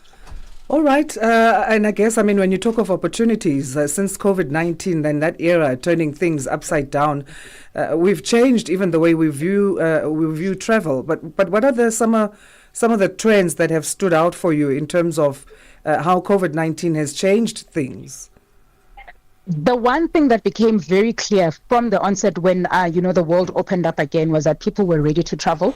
It was almost as if people saw what they were missing when they were not traveling. So revenge travel became a big thing. But we also noticed that, people wanted more outdoor spaces. They wanted to explore nature. And also we know that people also were looking to still connect with people. So COVID kind of shaped that. But with COVID also came the advent of, or rather the prominence of technology and how we use technology within the tourism sector. So those are the things that COVID accelerated, really. Well, thanks, Thandi. I'm sure you're excited to kick things off. So all the best for this week. Thank you so much, and thank you for all the support. And I just want to say to all the Africans out there, we are ready to welcome you to South Africa, and we are ready to come visit you in your various parts of the continent. Thanks again. Thandiwe Matibela is Global Manager for PR, Communications and Stakeholder Relations at South African Tourism as they kick off the Africa's Travel Indaba in the KZN province of this country of ours, South Africa. We say good morning now to Benjamin Mushatama to tell us what's coming up on the move. The move. Feels very official. Benjamin Mushatama. Even I stood up, but I thought, it feels like a real Dante. Mr. Mushatama Esquire. Hi, how are you, Mr. Ndoro? Wow. What's coming up? Fitness gets really glamorous, right? And people show off their regalia when they go to the gym and all of that and their routines. Why are you saying that with a smile? Why is he saying it with a smile? Because I look at Asanda, I feel like she's one of those fitness people, I am. I'm struggling with the gym. I'm back at it, and it's very, very interesting. The thing about it is all the equipment that's in the gym that you have to figure out. But we're going to be speaking to some guys that are doing something different, using just basic stuff outside of the gym, like stuff in the village, whatever you can find, just get it done. Nothing fancy is actually needed. But the outfits, sorry to cut you there, the outfits have become such a major thing now with gym. Yeah. And people are starting clothing lines and making a whole lot of money. Wow. Yeah, and also they have traditional patterns or authentic, stuff that's got that African aesthetic. I'm not buying into it yet because I just wear that. I just want my tummy to go. I'll wear anything. You just wear a sponsored t-shirt and then tights. Sponsored t-shirt and tights. I'm fine. Okay, but there's this African village bodybuilders that are actually doing normal things and kind of using normal tools that they can find outside of what we in the city can actually. I think it's kind of a luxury to actually have access to these facilities as well. So it's we're going back to basics of fitness. What can you do if you can't get into that gym, if you don't have that equipment that most people have? We're going to be looking at this, speaking to Jessie Bessie, who is a Liberian certified international fitness and bodybuilding federation trainer. And Jessie promotes African culture through fitness. Find out how. Jessie Bessie, that's such a catchy name. Yeah, I know. I love her name. She should be like a muse or like a pop star. Yeah, Jessie Bessie. Well, I'll tell you who else is a pop star. Joelani Tulongwepe, because she's up next with the news, as we say. Goodbye from us. We'll check you guys tomorrow, 6 till 9. Have a great day, everyone. Bye-bye. SABC News. The African Perspective. Thank you, Peter. Top stories: a Sawa reaction to South Africa's first Afrikaner group departing for the US, and Hamas says it will release an Israeli-American hostage. Good morning. Founder of a South African grassroots group called Amerikaners, Sam Busa has defended the reason white Afrikaners granted refugee status by the US government by International Airport in Johannesburg last night. The group reportedly includes 49 Afrikaners comprising families, older people and some younger couples. They claim discrimination in their home country, a lack of jobs, and say they have been targeted by violence because of their race. The chartered aircraft is expected to arrive at Dallas International Airport outside Washington, D.C. Busa says the political climate has prompted the group to leave. Well, the primary issues are the legislative walls closing in on white South Africans. And, you know, whereas we've had lots of chats with the international press recently and they sort of recoil